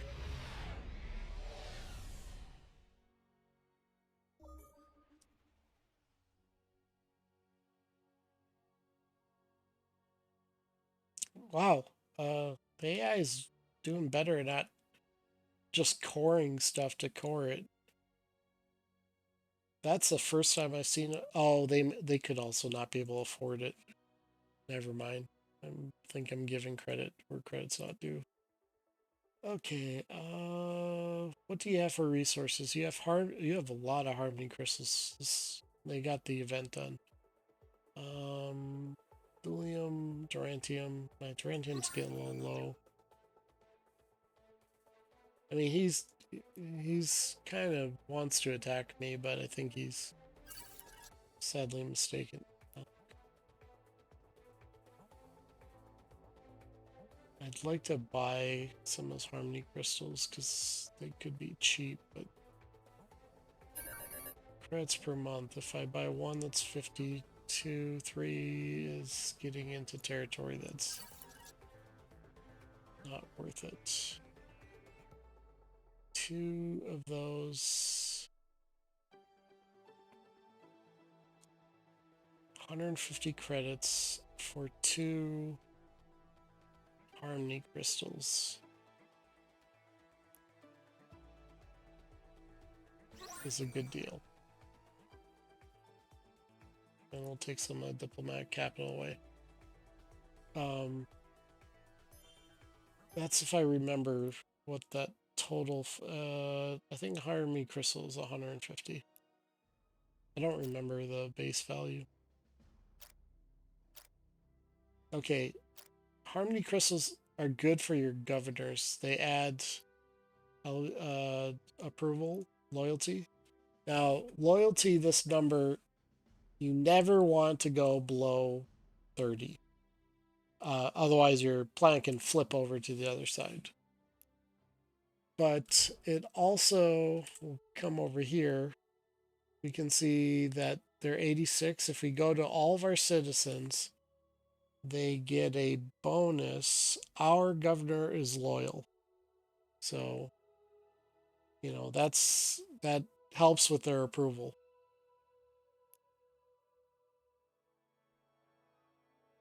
I do need. Oh, yeah, that's right. Blend it for that. So, harmony crystals don't really do much for diplomats. Commanders, I'd only build them if you need them. You really are. I think I could be mistaken. Well, you just make sure you don't put a commander on a ship below 30.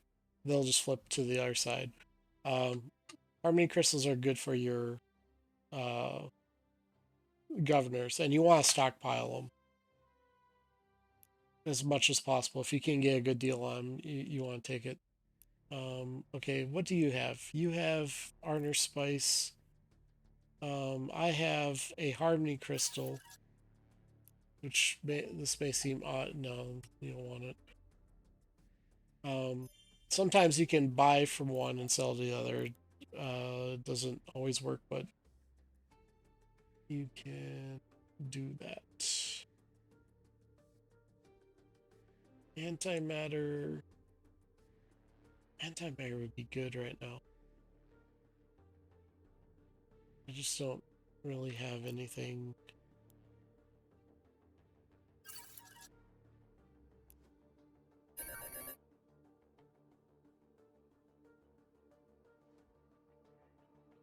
Yeah, what do you want? I think the biggest way to get prices is 2 credits per month and multiply the number by 50. Yeah, this guy's just losing his mind if he thinks I'm going to give him 400 credits for one antimatter.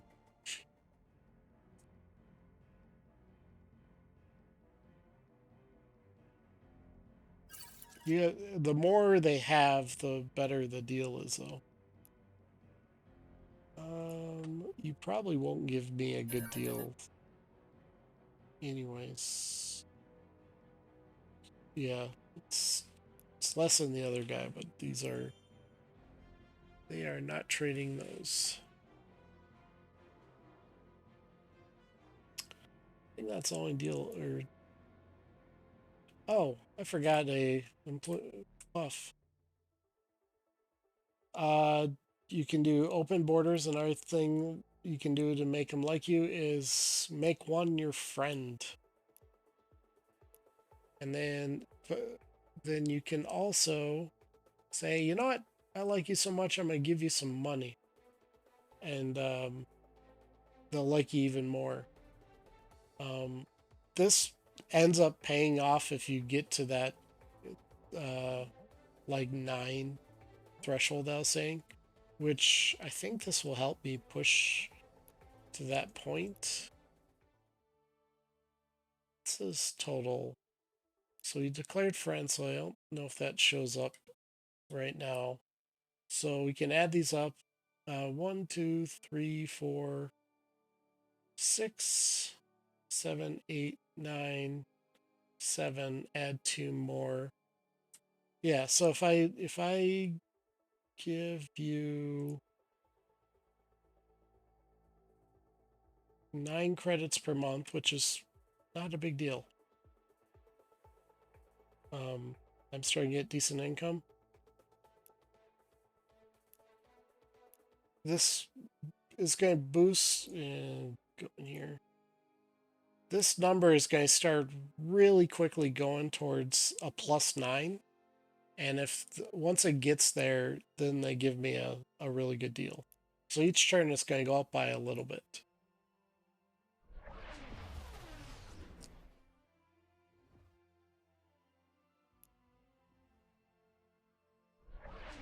And once they're at +9, you can go down the diplomacy tree, pick up ally, and you can make them an ally. And it's really hard for them to cancel that. I don't even know where these guys. Oh, they're up here.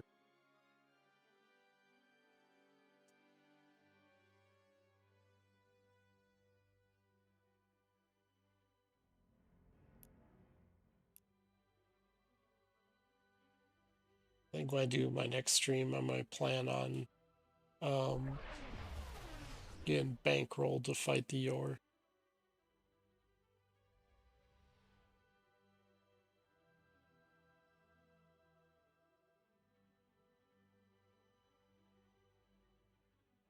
Heritage Center is completed. Okay, we can explain tourism now. Okay, tourism. So the cube root of the. I don't think it's exactly a cube root. I think it was slightly massaged a little bit, but it's.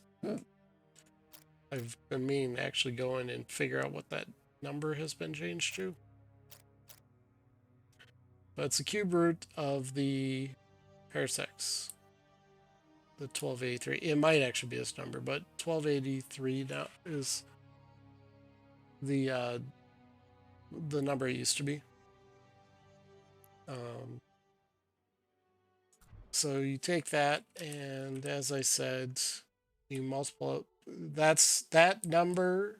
You don't have to figure these numbers out. They're all in the tooltips. That number is your own galaxy tile bonus. Is the cube root of the other number. Just that's where the number comes from. The more tiles you have, it comes with that. Then you take that number and you multiply by it's 20% of that number. 20% of 10 is 2. There's your 2. And then your wealth, um, you know, your wealth income, which is all some of these numbers up here. I'm not going to go through the whole thing. Multiply by the wealth bonuses I'm building up. um, comes to your final total, which I believe, let's see, trade network. So what that means, and this is a point I always make, and a lot of people are like, I do not have tourism tiles, and it'd be nice if there was more, but there's not. There's not too many tourism ones. But anything you boost towards wealth boosts tourism, just like anything you boost with manufacturing boosts military. Those stats are linked, and um, there is some synergy, like approval boosts your manufacturing and your research and stuff like that. I don't know where. I actually want to build this. I, oh no, I keep forgetting that I'm building it right there because Kimberly's Refuge it's a food improvement, but it adds 3 to population, which this increases the growth rate. That's a good spot for it. So I need to go 1 turn. What do you want? Invites our people to join a Deepwater Festival. Okay, it's like this is the one that's like, hey, we'll join, but please don't drown us.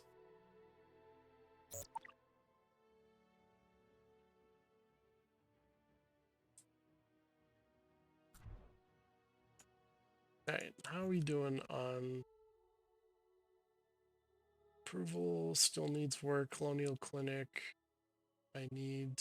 Okay. Siege ships. I'm going to just kind of park on my homeworld for now.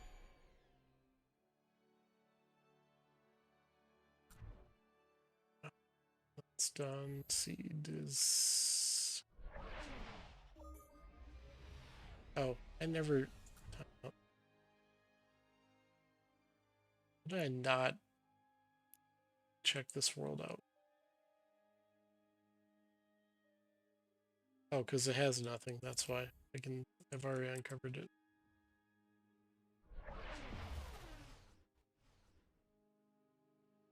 Okay, so here you have monsters.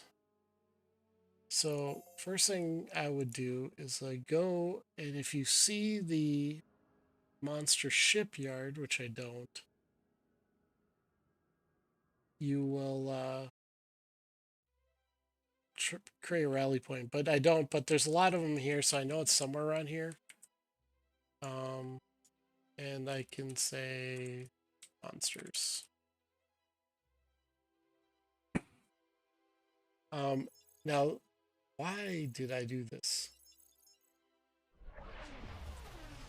I have 2 probes right next to each other. Okay, so you have monster. Now this probe is perfectly safe. They basically have stealth. They don't get attacked.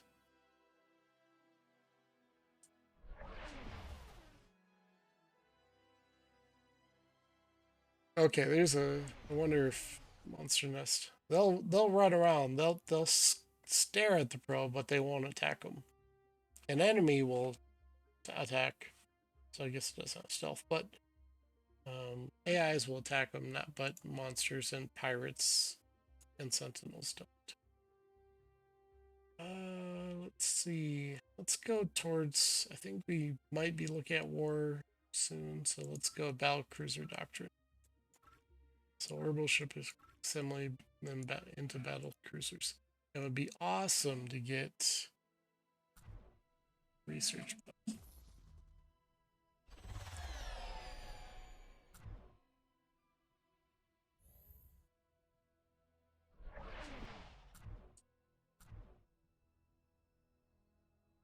Okay, I completed the planetary conversion. So this tile, this green border says, hey, last time you're here, we colonized this, and then it gives a random um, color in case it's mountains, which it doesn't really help it, but it doesn't hurt it. Oh, but it can't build on mountains. Oh, That was like the worst roll. It's the manufacturing cost of a colonial clinic. Oh, this hurts.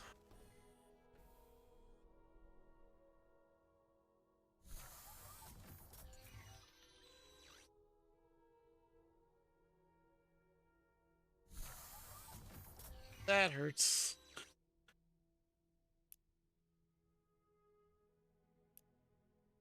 What's the cost here? 150. I mean, my core productions are mostly handled. Um,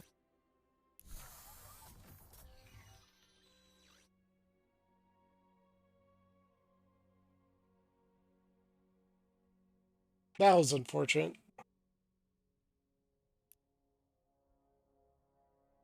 We got 2 more colonists. By the way, I haven't really mentioned this, but changing these reduce your control per month by 1.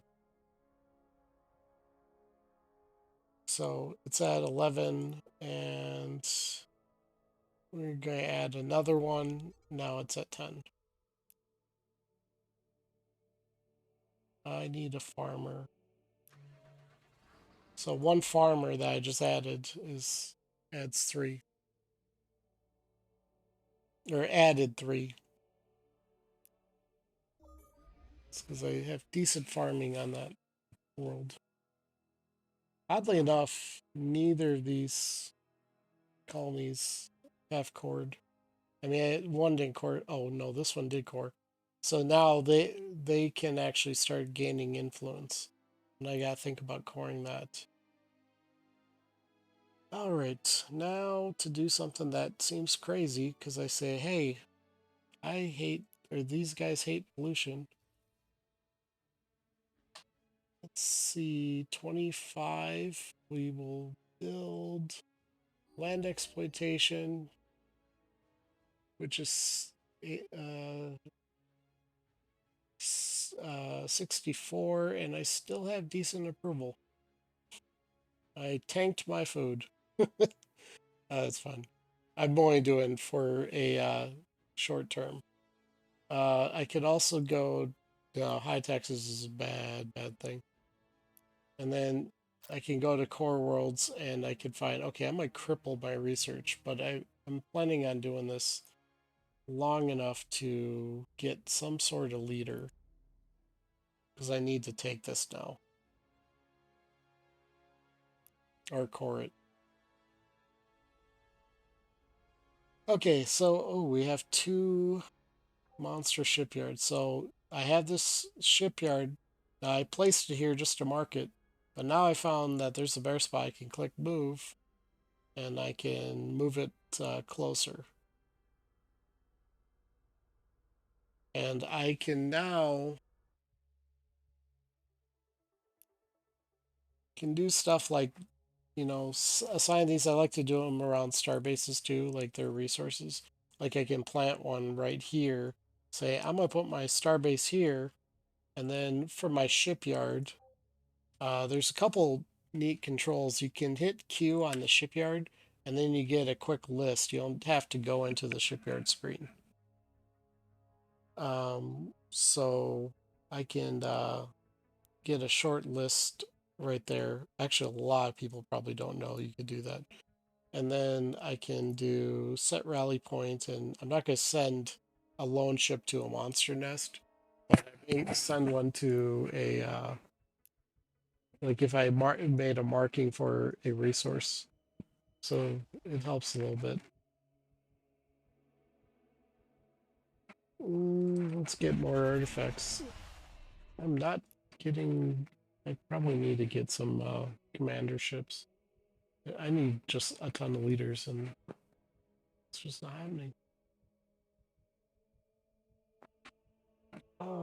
Let's do some fog busting.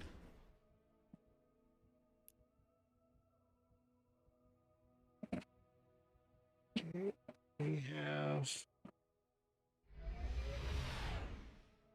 So I'm going to put this starbase over here, and then one economic starbase covers both these planets.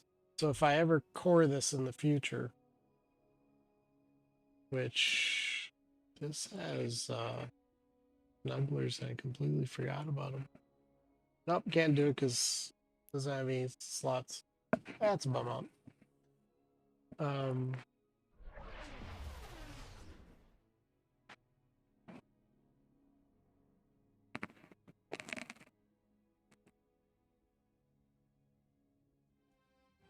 Okay, Precursor Sentinels murdered a poor random dude I don't care about.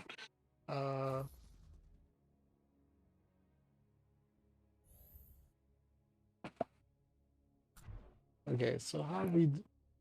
So while we've been waiting, I still have terrible military. I am now the top income producing, well, mostly because I got land exploitation running.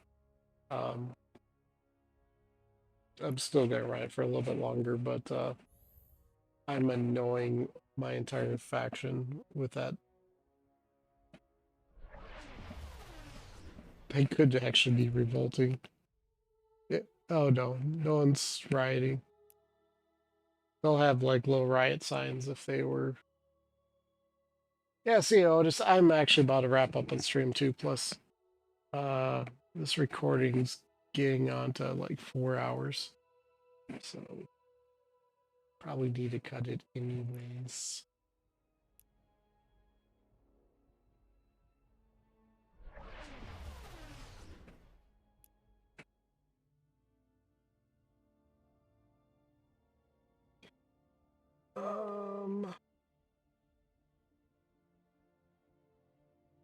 We gotta make some plans on how I want to set this up. I need freighters.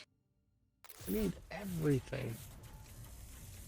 How many licenses do I have? I have 6. Oh, I need more than 3. I need 3 more. Yeah, I think 6 turns devoted to freighters. If you played the previous or GalCiv 3, you could only send a trade ship to a single colony, or sorry, to they had to be a unique route. That's been removed, and you can send the same. If you want, I can pile all my colony ships to the same destination.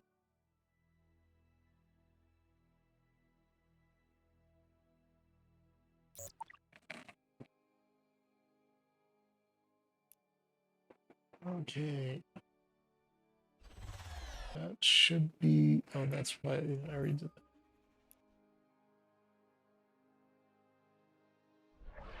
that. Okay. Well, before I wrap up, does anyone have any other questions?